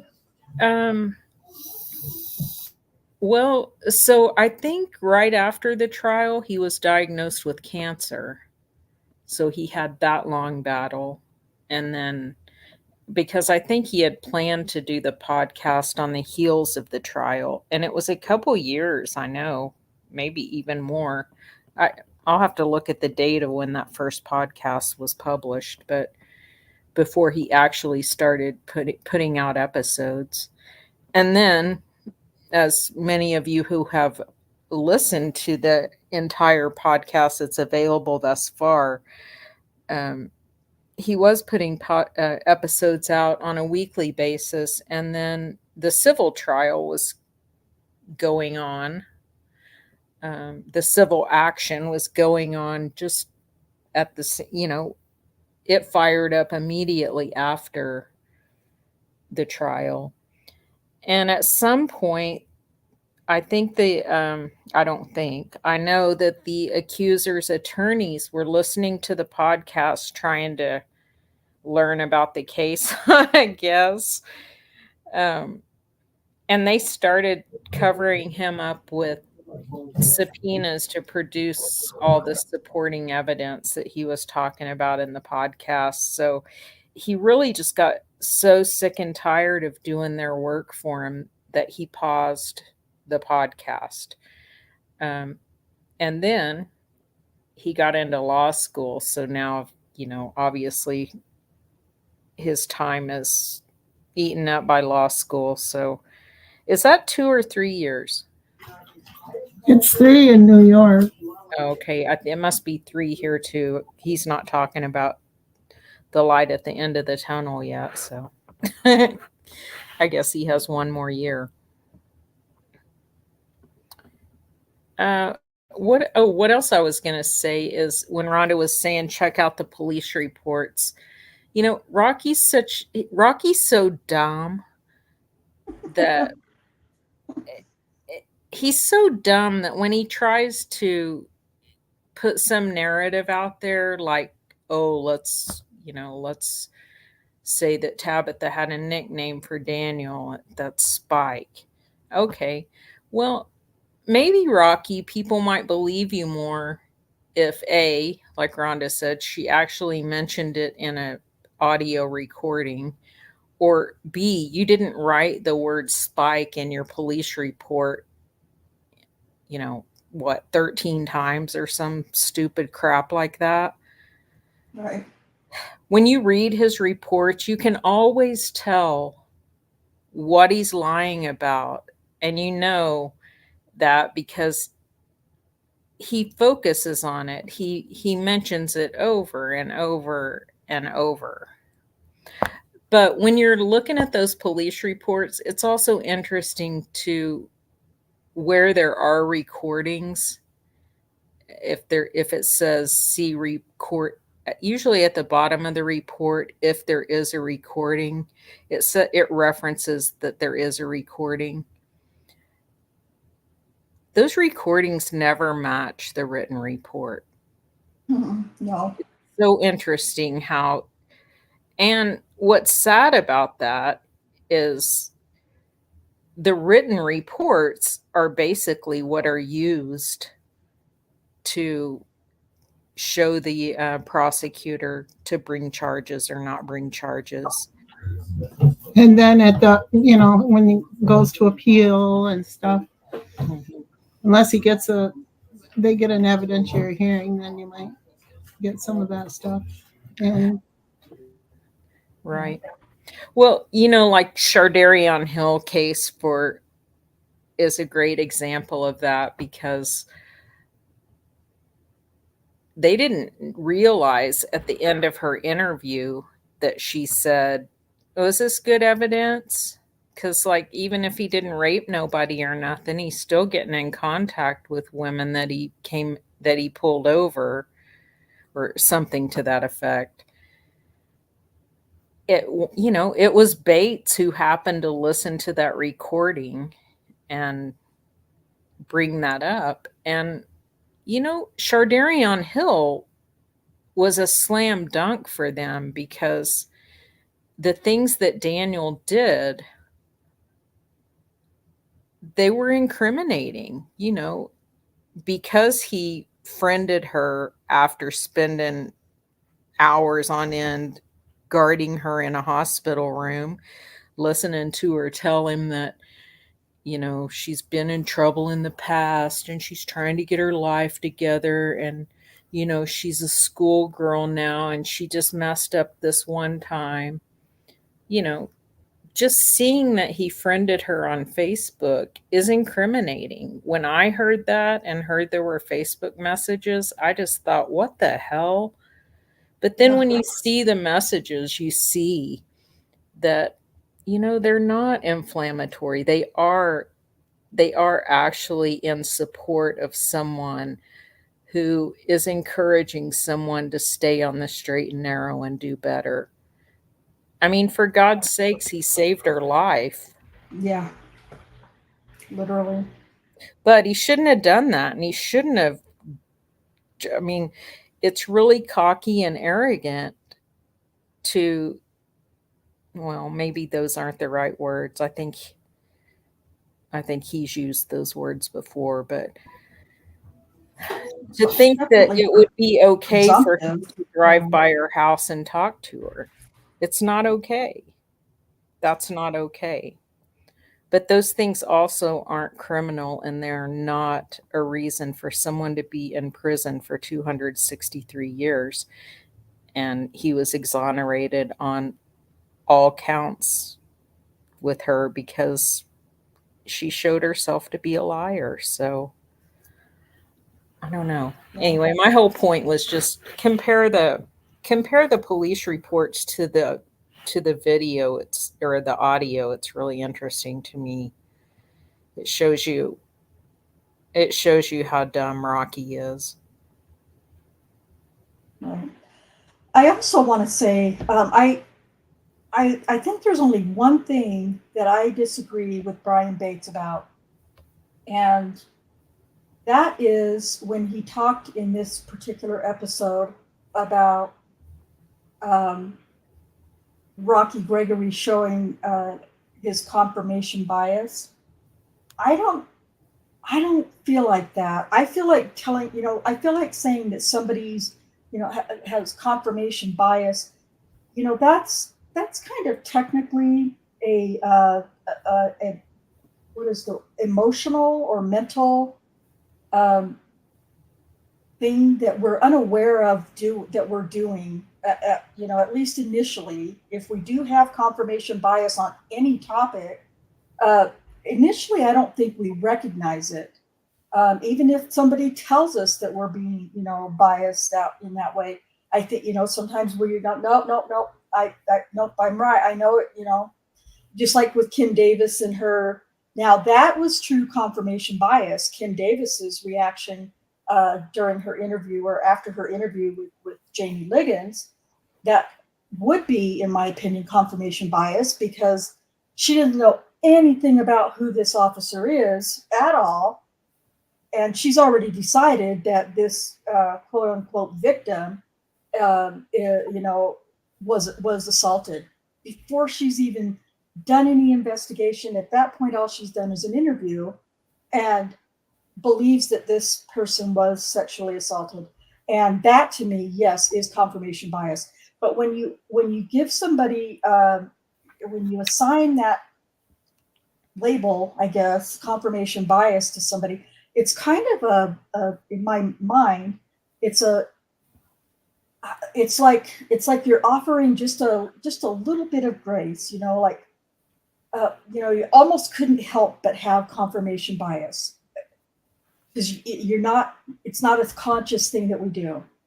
So when Brian Bates said, that Rocky Gregory's confirmation bias was showing, or however he worded it, that I just disagree with that, because there was no bias, no confirmation bias, in my opinion, going on at all with any of these accusers, that Rocky or Kim Davis, for that matter.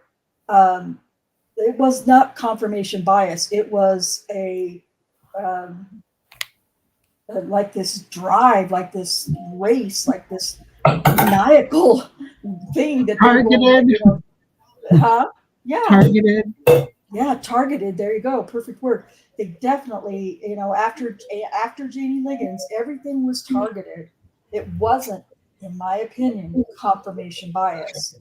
Well, I don't know if it was actual, but one thing, I just put the definition that I found in the chat, but of confirmation bias. But like when Rocky says that the reason why Daniel didn't do any assaulting at all anytime, but he did it. Rocky said the reason why he didn't during the robbery or the burglary, was because other officers were around. So he interpreted, him not doing anything just because other officers were around. I don't know. Maybe that's a bad example, but no, it's a perfect example. How can you say that? You cannot predict, or you can't. I just feel like it's almost nearly impossible to, with a hard fact, say that what somebody's intention was or wasn't. And for Rocky Gregory to say that was a perfect example, Cherie, that the only reason that Officer Holtzclaw didn't do anything to her that night, the night of the burglary, was because you can't. How can they say that? And why is that in a police report? That's right. He shouldn't be putting his opinions in a police report. He should just put in the facts. Just the facts, ma'am. Just the facts. So, yeah, I think the other thing that comes up a lot is this whole notion of, oh, they didn't show everyone a photo lineup, or all they had to do was show a picture of Daniel.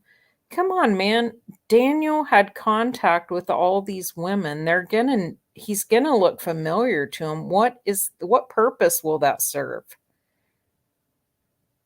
To show photos and say, is this the person that assaulted you? Right. I agree. I feel like that's the one thing that such a big deal is made about. And you know, it makes you wonder why. Why would Kim Davis, you know, say we're not doing photo lineups anymore? Well, we know why she said that, but it's not, like Kay said, it's not a bad thing, because potentially every one of those women would have identified Daniel because they had, you know, police contact with him. Can you imagine how much of a horrible fight this would be, or how much worse this could be than it is if they had done those photo lineups? So I'm with Kay. I think it was, you know, not a bad thing that photo lineups weren't shown. I think it's not a bad thing, but that they weren't necessarily, but it does kind of look fishy why they didn't. And I believe it was because they were afraid they wouldn't pick him, you know, and they needed them. Yeah. Yeah. The lack of photo lineups has always been fishy to me. Always. Yeah. Susan? Yeah. Oh, I talked over Jack there. I'm sorry. I said Daniel's not a short black man. not at all. Yeah, exactly. So yeah, well, I mean, he has 62 years to think about why she would think he was. No doubt.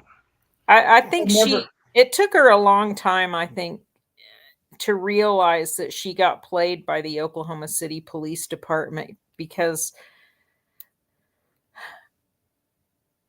she's one of the people that I wondered if her allegations were true. But she was so easily led to the date that Daniel pulled her over and to the location that it makes you wonder what might have been going through her brain. So if she truly had been raped by a short black person, a short black man, she didn't say it was an officer even. Did she? Well, I know it's funny that when she sang it on the phone in the phone interview, she says it was a black man. What did Kim ask her though? Well, Kim asked, I think Kim mentioned the police officer. Oh, okay. Yeah, so the sit down interview for sure. Yeah. Yeah. So regardless of that, what could have been going through her mind? I'm sorry. I keep going off on different accusers, and we're talking about Tabitha Barnes, but that's my fault. Sorry. No, it's not your fault. I brought up Shardarian Hill already. So, but like, what would she be thinking? Hey, I'm going to help him get this other rapist? Or Kim said, I know who did this to you. Right. And so she trusted that she did. But then when she finds out later that who she's accusing is not a short black man, but she's already committed to the root. Yeah. She wasn't stopped by a short black man at that location on that day. She was stopped by Daniel at that location on that day. There's no confusing that he's a short black man. Kim doesn't tell her, oh, hey, I think you got your description wrong or whatever, but I know who did this to you. No, she just tells her, yeah, Sherry, I know who did this to you. Sherry would be thinking, oh, okay, so she knows the guy that matches this description. Oh, good. But then it's just so curious how they got to the location. I think she shows her AVL maps, or I'm sorry, she can't come up with that location for that crime after saying that it was a short black man. It just doesn't make any sense. And I she's would think cute. that if she were shown these maps, she didn't have any idea who Kim, about Holtzclaw, who Kim was saying had done this. Like, Kim didn't show her a picture of Holtzclaw and say, here's the guy, No. or ask her to do, pick him out. So she just said, well, I know it was, it happened on this day at this location. I mean, she may not have been sure. I don't know. Well, I didn't see that she was stopped by another officer in the time period that they were looking at. And you usually remember when you get stopped. You remember the location. You remember the details. Remember the date, and I mean, did she mention those specifics before? No, she did not know the date. Not on a recording. Yeah. Or did she? Well, she didn't. Maybe she is the one that drew a map, but she drew a map. There has to be more communication between the phone call and the interview. Well, I think we learned in trial, if I'm not mistaken, that there were other. There's so many. It's hard to keep the story. It's hard to keep the storyline straight. But I know that there's been, that we've read in transcripts from in some of the accusers that there had been conversations, between the accuser and the prosecutor and the detectives all together and things like that, because we've read it in trial transcripts. I'll have to go back and listen to Sherry Ellis and see if hers was one of those, but because I always think, well, wait a minute, what do you mean other meetings? We don't have any proof of those. We don't have any recordings or any reports of those other meetings that took place, that the accusers testified to. So, well, Sherry ends up dropping out of the civil suit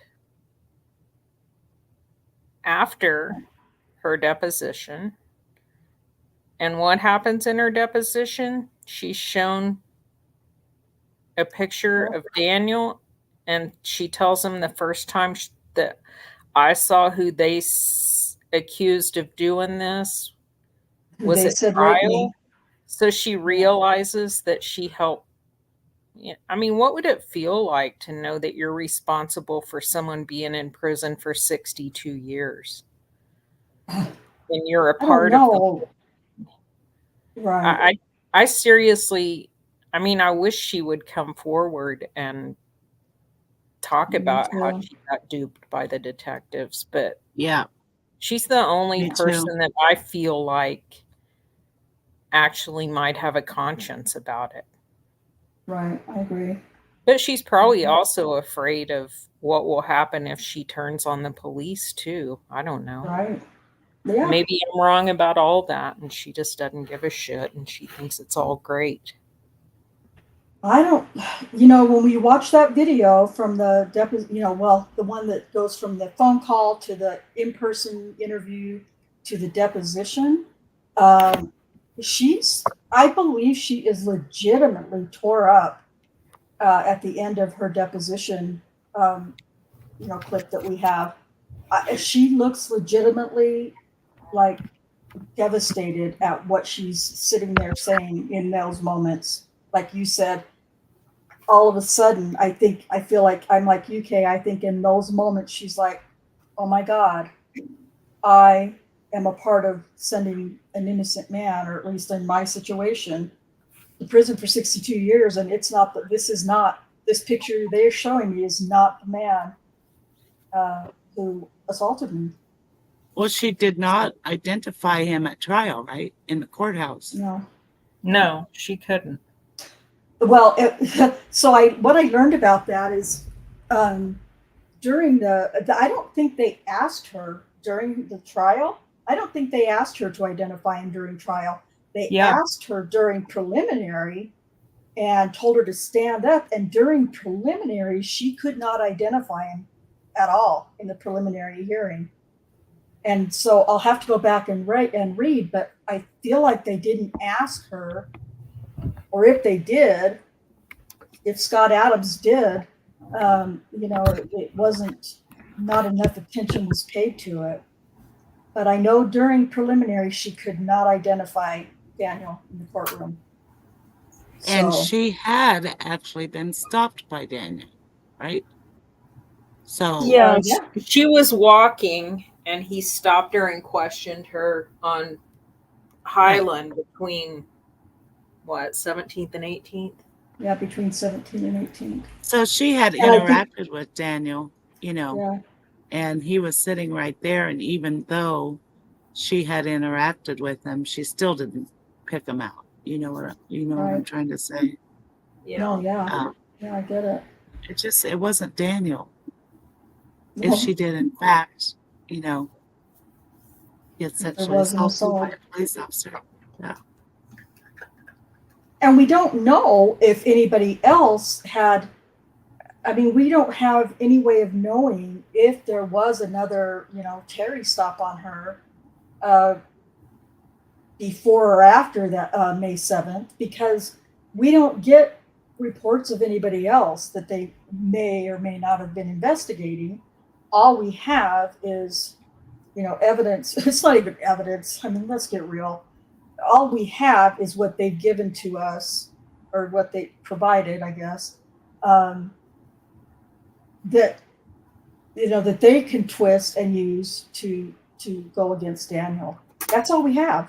We don't have anything for Officer, Alexander or Edwards, or what's his name, Sellers. We don't have any of those reports. Yeah, and those could be very telling, actually. I think so too. Yeah. Which is what is so frustrating. And the only reason I think that we have what little bit we do have from Officer Venegas at Tabitha Barnes in her case is because there was interaction between Tabitha Barnes and Angela Cooper and Daniel Holtzclaw and Officer Venegas and the kids. So, they kind of didn't have a choice but to give us Officer Venegas's AVL information. They kind of had to. But who knows what other information they may have actually gotten that would have been exculpatory for Daniel that we will never probably ever see. We won't ever see that. So it's frustrating.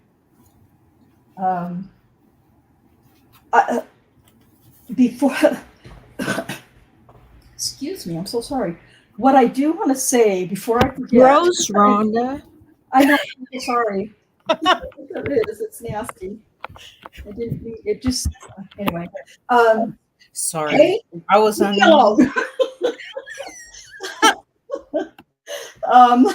I'm gonna fall over out of my chair apologizing for that. All right, I'll put myself in the corner. Anyway, I have to say before I forget, and then we can continue talking or whatever, but I have to say something. I have to complete full transparency. I have to walk back some like hardcore statements that I've made that I have said I've known to be true about the Barnes, one of the Barnes incidences. And that is the third incident.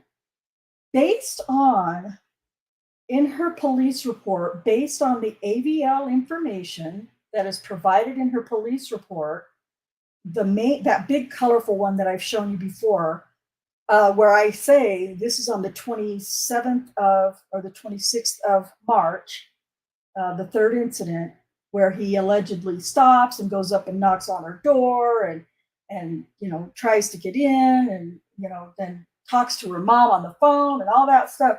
I've always said, literally based on the ABL, because I don't have a police report that says anything. I've always told you guys that I could prove it for 100% fact that he did not stop at her house that day. I recently just learned that he did, in fact, make a 2 or 3 minute stop. It was less than 5 minutes stop at her house that day. And you're going to hear this in the next episode that I'm going to play, that we're going to premiere next week. He did, in fact, go ahead.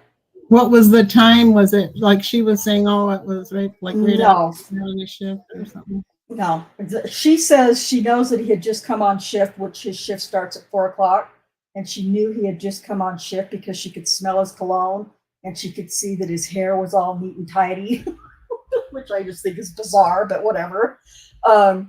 But when he was there and there was a zero speed for 3 minutes, maybe 4, maybe 5 minutes, I don't know. But at any rate, it was 7:15 or something in the evening. So it wasn't near the beginning. It wasn't at the beginning of the shift when you just come on.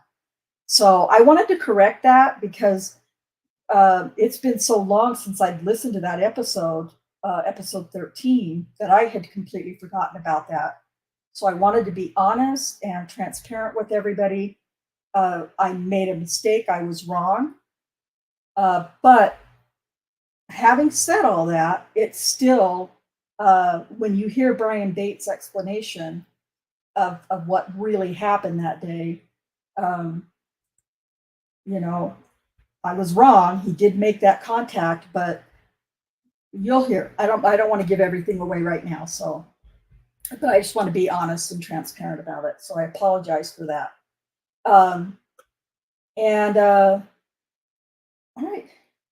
Kay is going to leave us now. She's got plans with her hubby, so she's going to take off. But thank you so much, Kay, and thank you for all of your contribution and updates and everything.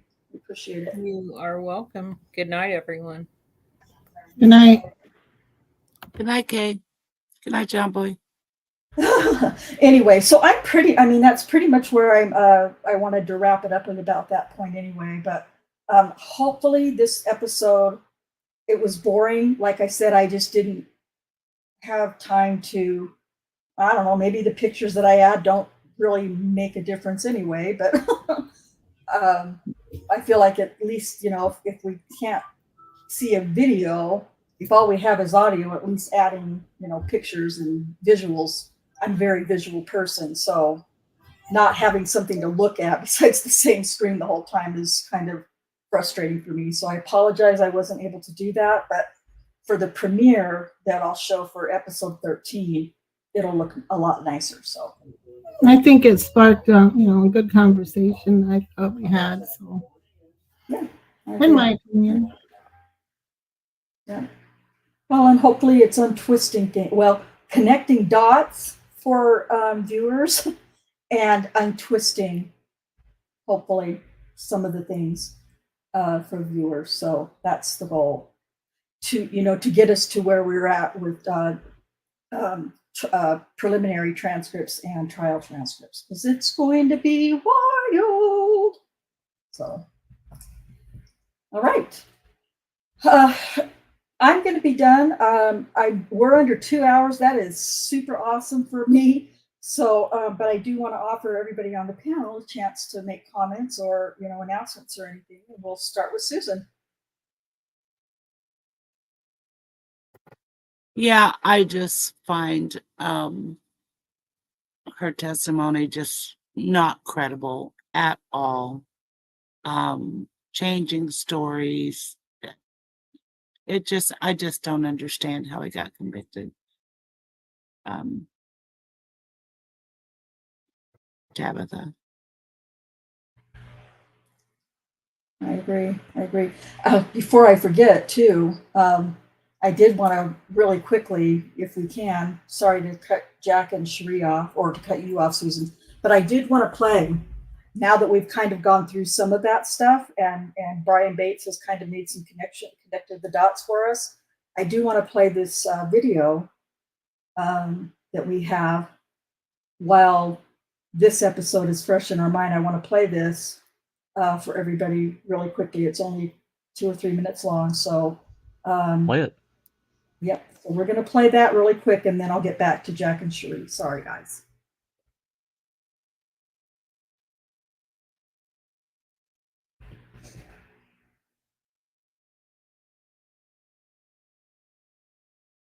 How many times did Holtzclaw touch you inappropriately?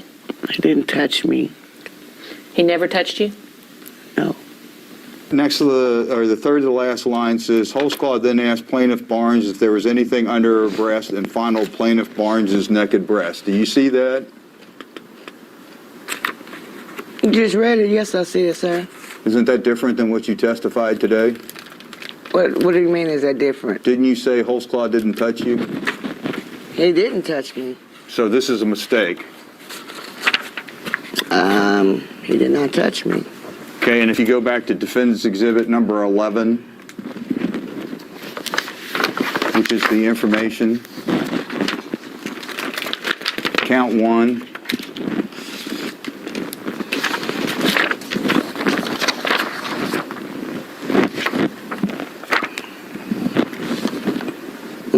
Go ahead. 5 lines from the bottom of count 1, directing TB to expose her breast and then touching her bare breast with his hand without her consent. That's also a mistake. He didn't touch me. Okay. And you understand that Mr. Holtzclaw was convicted of sexual battery on that count as a result of your testimony? Yes. So that would have been a lie? What would have been a lie? The fact that he was charged with touching you. I don't know what he was charged with. I know he was charged with 3 counts of me exposing myself. Okay. Just one further question, Ms. Barnes. You would agree, would you not, that you have to be 100% truthful about what you've told us today for you to prevail in your lawsuit? Yes. Okay. And you've been 100% truthful with us today about everything that you claimed? Yeah, you haven't lied to us, right? No. Everything that I remember is what I remember. That's what I'm telling you.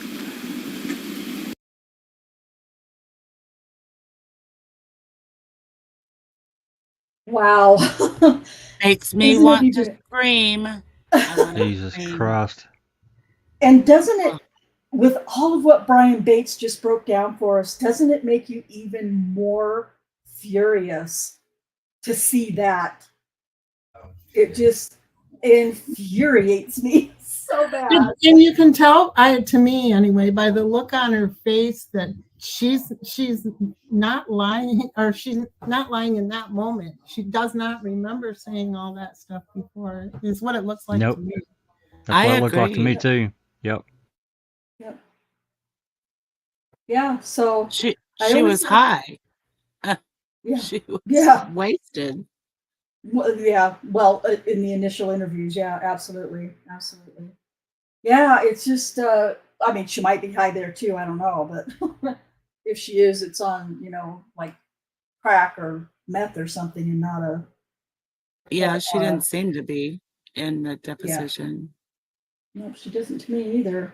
You want to look at what, who is it? Kayla. Oh, Lyles. Kayla Lyles. Oh, yeah. Yeah, and Jamie Wiggins. She looked higher than a kite too, or something. Unfortunately, we can't share any of their things yet, their depositions yet. And I know it's kind of a tease when we say things about the depositions that we can't show you, but you were allowed to show a little bit at one point, weren't you? I'm still waiting for permission. I thought you did show a little bit. I haven't got permission yet. I'm waiting for somebody to give the permission, but I haven't asked lately just because there's a lot going on. So that's like the least of the things. But when we get around to where we can show you clips of different things, I'm saying this to the viewers, it's going to be really eye-opening, I guess. Hopefully we're doing that, with transcripts that we're getting to read to you. But when we get to the point where we can show you different clips of their depositions, it's, it has to make the naysayers anyway, the guilters, so to speak, it has to at least give them pause if they truly have or are interested in truth and justice. There's things that, even with the trial transcripts, I'm telling you, when you hear what went on in court during the trial with Tabitha Barnes, it's going to piss you all off. As comical and entertaining, like I had mentioned, as it might seem, and funny at times, just because of the way she talks and things like that, it should piss you off at what happens during the trial during her case, because it's despicable what is allowed to take place. So anyway, I always like to show that video whenever we're talking about Tabitha Barnes, and I don't think we've seen it. I don't think we saw it last time, so I wanted to, especially after Brian Bates's episode 12 review, I especially wanted to play that for you guys tonight. So thank you for your patience, and now I will come back to Cherie. I'm sorry I cut you off a minute ago. Well, I said already what my thoughts were. I thought that it was kind of refreshed on my memory, and I thought we had a good discussion afterwards. So good show, or a good presentation. I don't like to call it a show. Oh, great. Yeah. Well, thank you. And, it's a team effort. So, definitely appreciate it. Also, thinking about team effort, probably a couple of years ago now, if you go back to my channel a couple of years ago when I was first starting out and I didn't have very much information and I was getting little bits and pieces and I had no idea how to do videos, and I was just being all sorts of crazy with different emojis and different kinds of things. But go back, especially with Tabitha Barnes, go back and watch. I think there were 3 parts that we did for Tabitha Barnes a couple of years ago. And they're really, and Kate mentioned it earlier before we went live, they're really not that bad. They're pretty good as far as, the way that, we all collaborated together and put together some pretty decent slides, I think. And so, because I know none of you have anything else to do in your lives, if you get a chance, just go back, and even if you just kind of, go through some of those first 3 videos with Tabitha Barnes' story way back in the beginning, I think you'll find those interesting as well. So thank you, Cherie. And Jack, you've been so quiet tonight. Oh, just taking it all in. It's like Susan and Cherie, and even you have said, this trial testimony. Then we watch this deposition. It's infuriating that he got convicted. It's just infuriating to me, and it's call it whatever you will, but it goes against every principle of our justice system, and it's just wrong. It's just wrong. So it's just infuriating to me. Great podcast. Thanks for presenting it. Oh, no, thank you for being here and for streaming on Foul Play for us. We always appreciate that, and I think it helps. It's reaching a different audience. It's reaching a different wrongful conviction case audience, and so that's very helpful. to have you doing that for us. So I do want to, I don't like saying these kinds of things because I don't like making it sound like I'm trying to, rub money from people. But, if you are interested in becoming a member, there's the join button down there. And I'm going to say this. I don't know if I've said it before, but I definitely need to say it now because it's always on my mind whenever I talk about the membership. I am a do-it-yourself kind of person. And I know that I asked Jack about when I realized I could, monetize to that degree.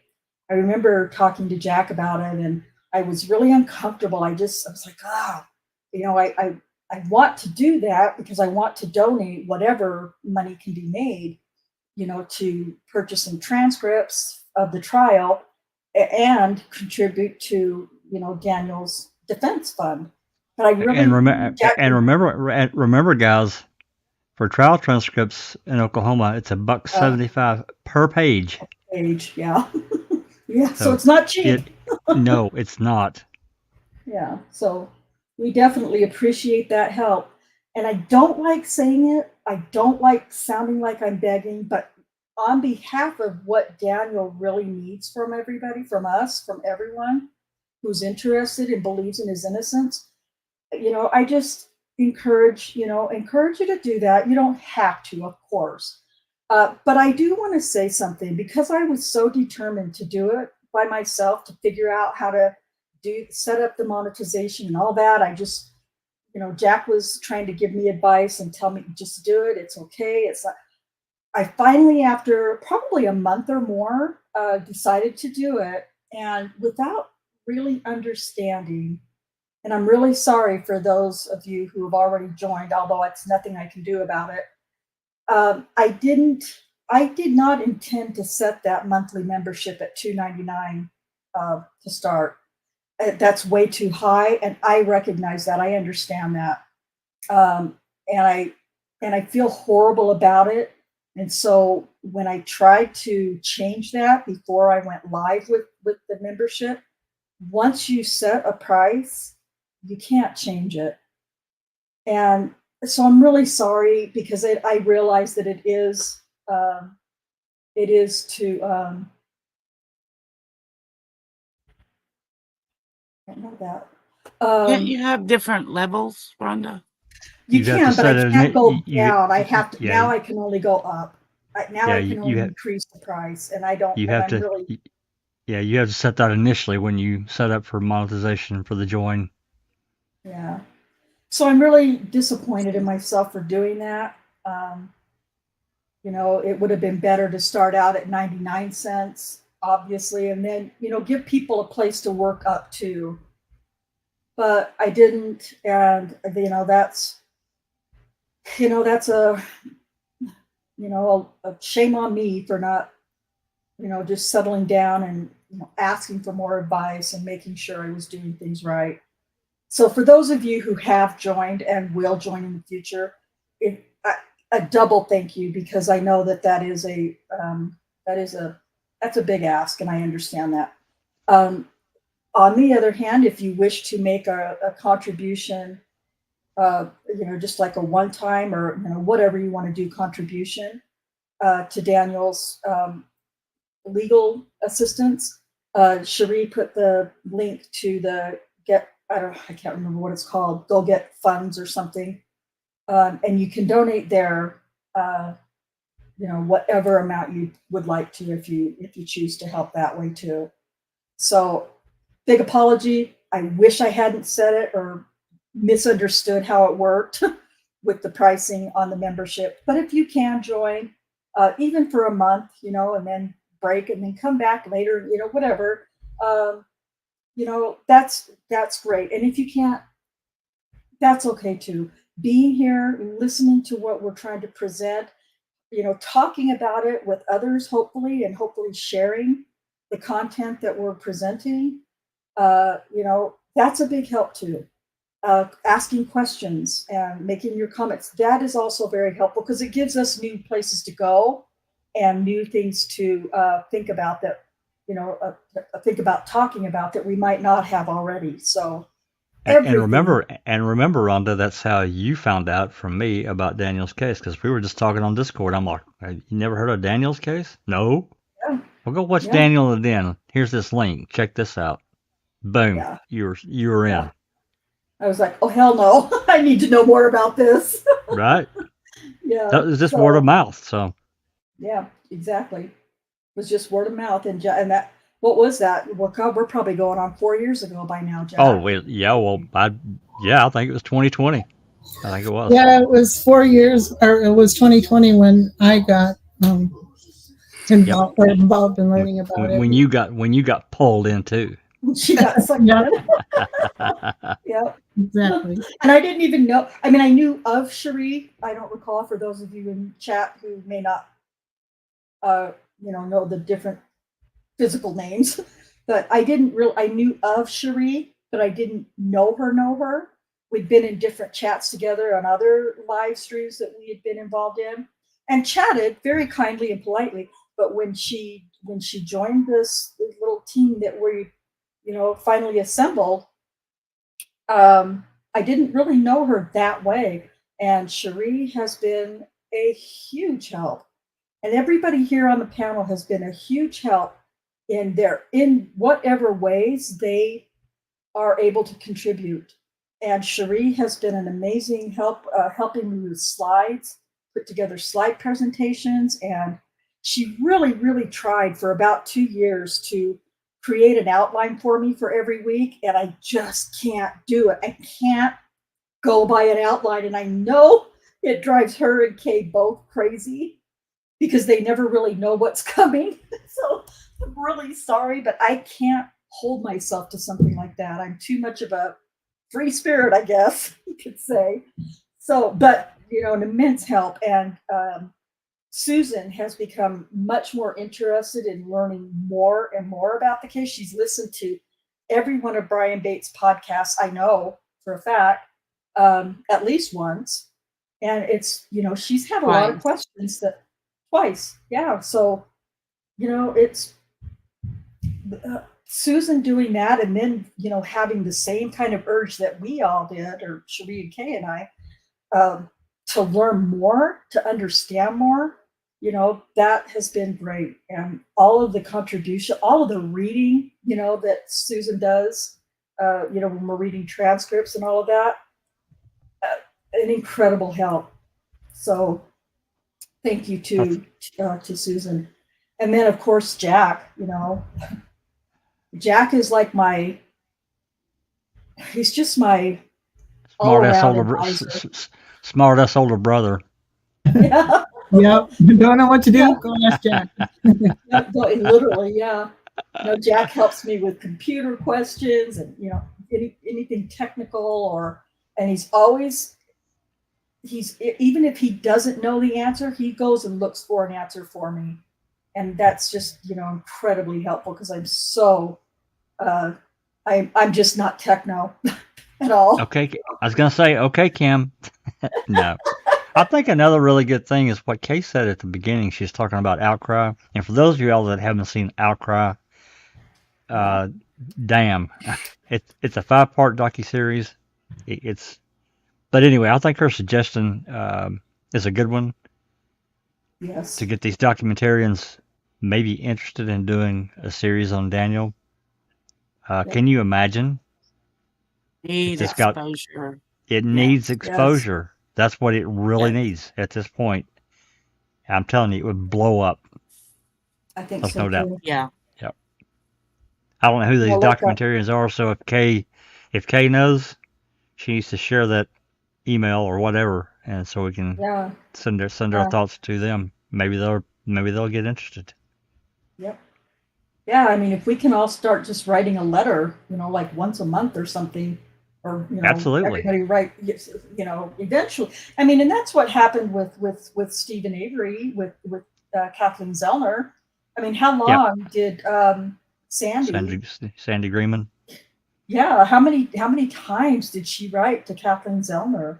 Several. And, many times, yeah. So, it's not going to happen the first time, and we know that, we understand that, but needs to start somewhere, and it needs to be a more of a consistent kind of a thing, I feel like.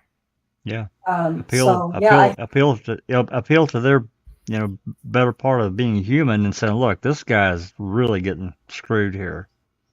It needs exposure to the world to get something moving in the case. Yep, exactly. Speaking of, my mind is just racing right now.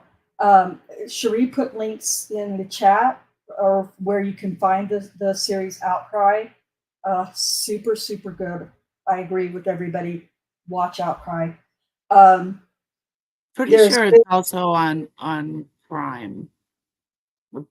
Paramount. Okay. Paramount. Yeah. I'm pretty sure that's where I streamed it from. I think it is. Okay. All right. Well, there's you can go to IMDb, and you can find, all the places too. Probably, we'll see if we can, find a link or something and put it. I'm looking right now on Prime. I'm pretty sure that's where it's at. Cherie says Paramount Plus. Yeah. Prime, I think that's what I saw. Well, that's how I get. Which is included with Prime on our subscription. Yeah. Is it really? It's on mine. Wow. Through Verizon. Oh, through Verizon. Oh, okay. Yeah, I had to pay. I pay extra for Paramount Plus, but I get it through Prime. But maybe some people have different subscriptions or whatever. I don't know. Yeah, it's good. It's actually a great series, and like Kay and Jack and Susan and Cherie, I also recommend it. Heartbreaking, but triumphant at the same time. Absolutely. Yes. So, yes, that's great advice. And the letter writing and the reaching out is. It's on Amazon, but now you have to pay for it. It's not free anymore. Oh. It's $1.99 per episode. A bunch of BS. Oh, is it on Hulu as well? Okay.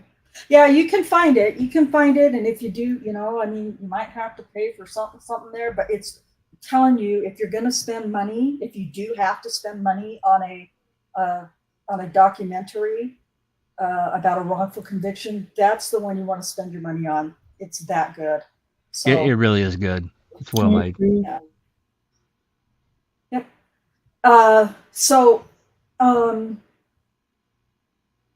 There was something else I wanted to say, but obviously I can't I can't remember the other things there. Oh, I know what I wanted to say, and Cherie usually is the one who will jump ahead of me and say this first. And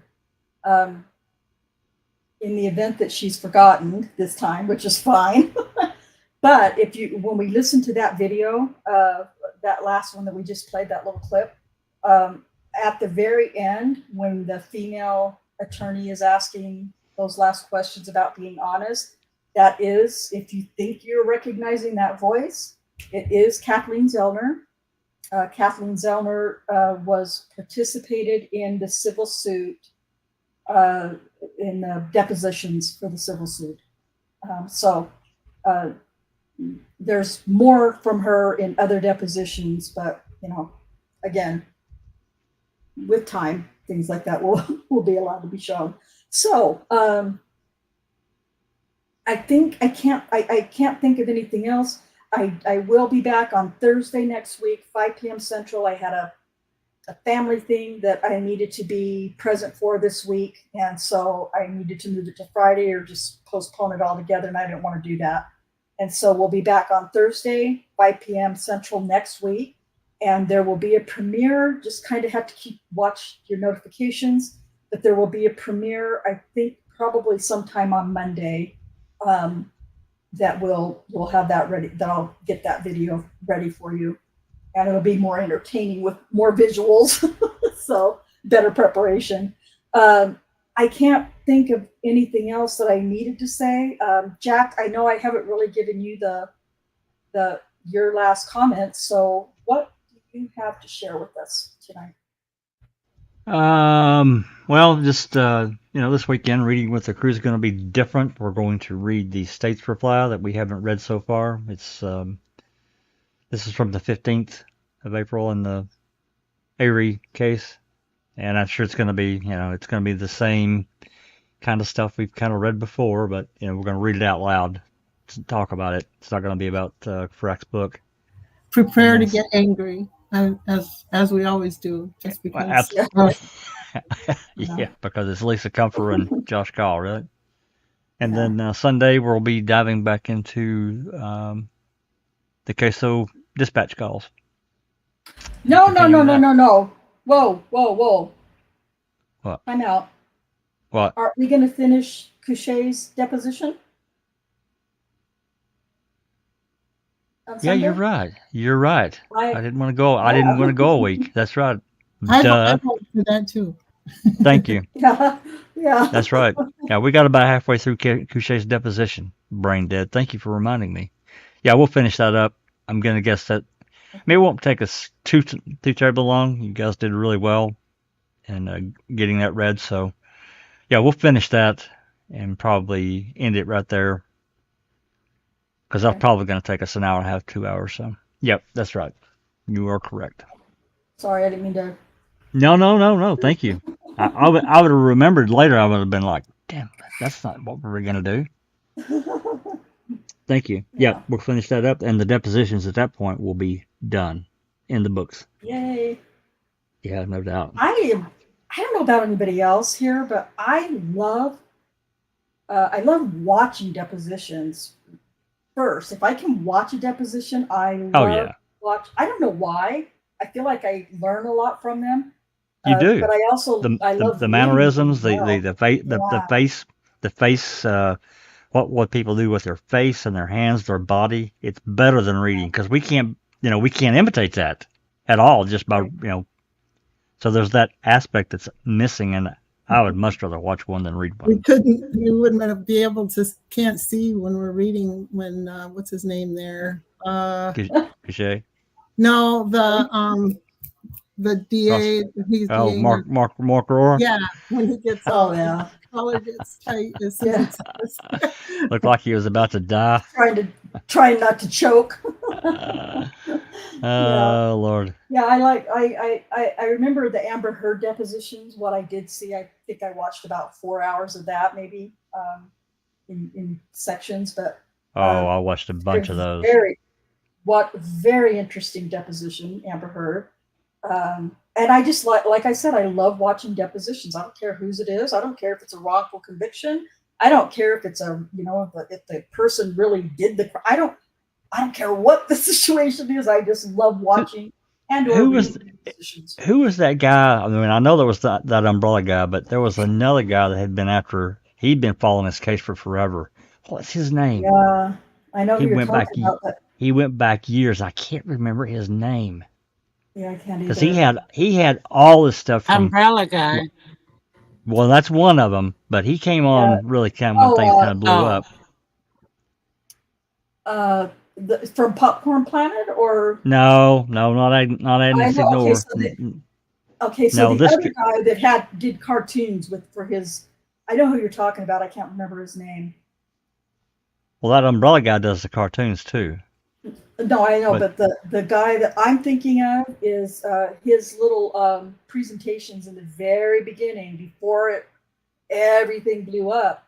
He did like a series of graphics, videos. And they were all these little cartoons of himself, and anyway. I think I know who you're talking about. He was amazing.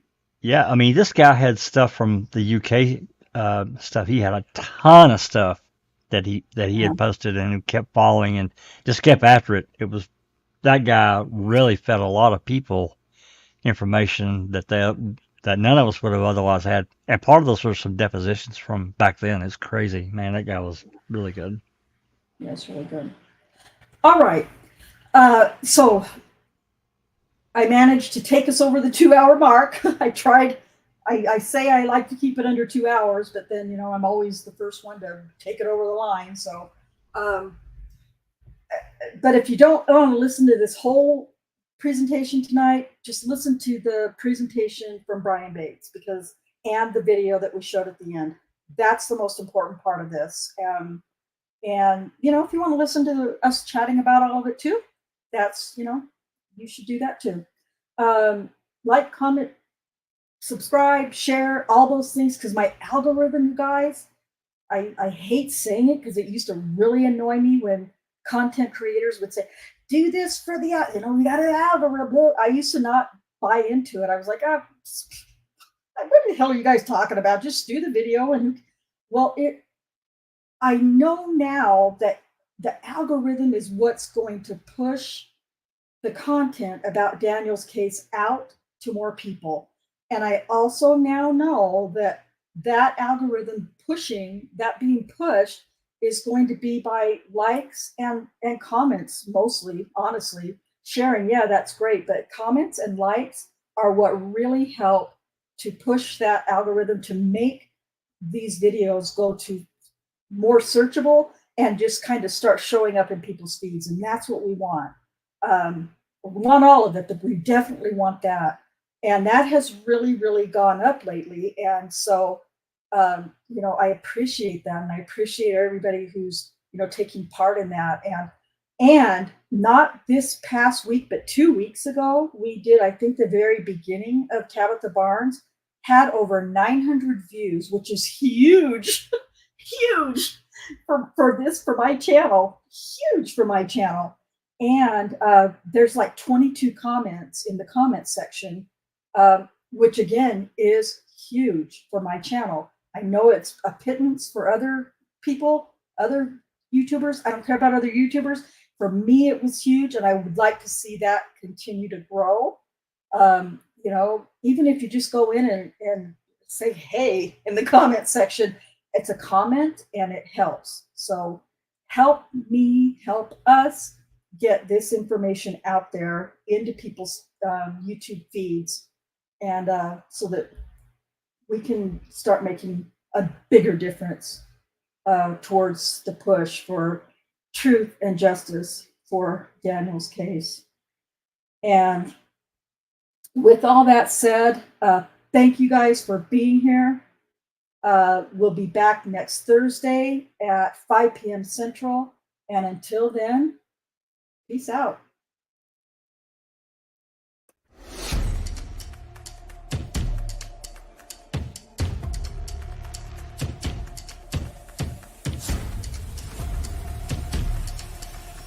Yeah.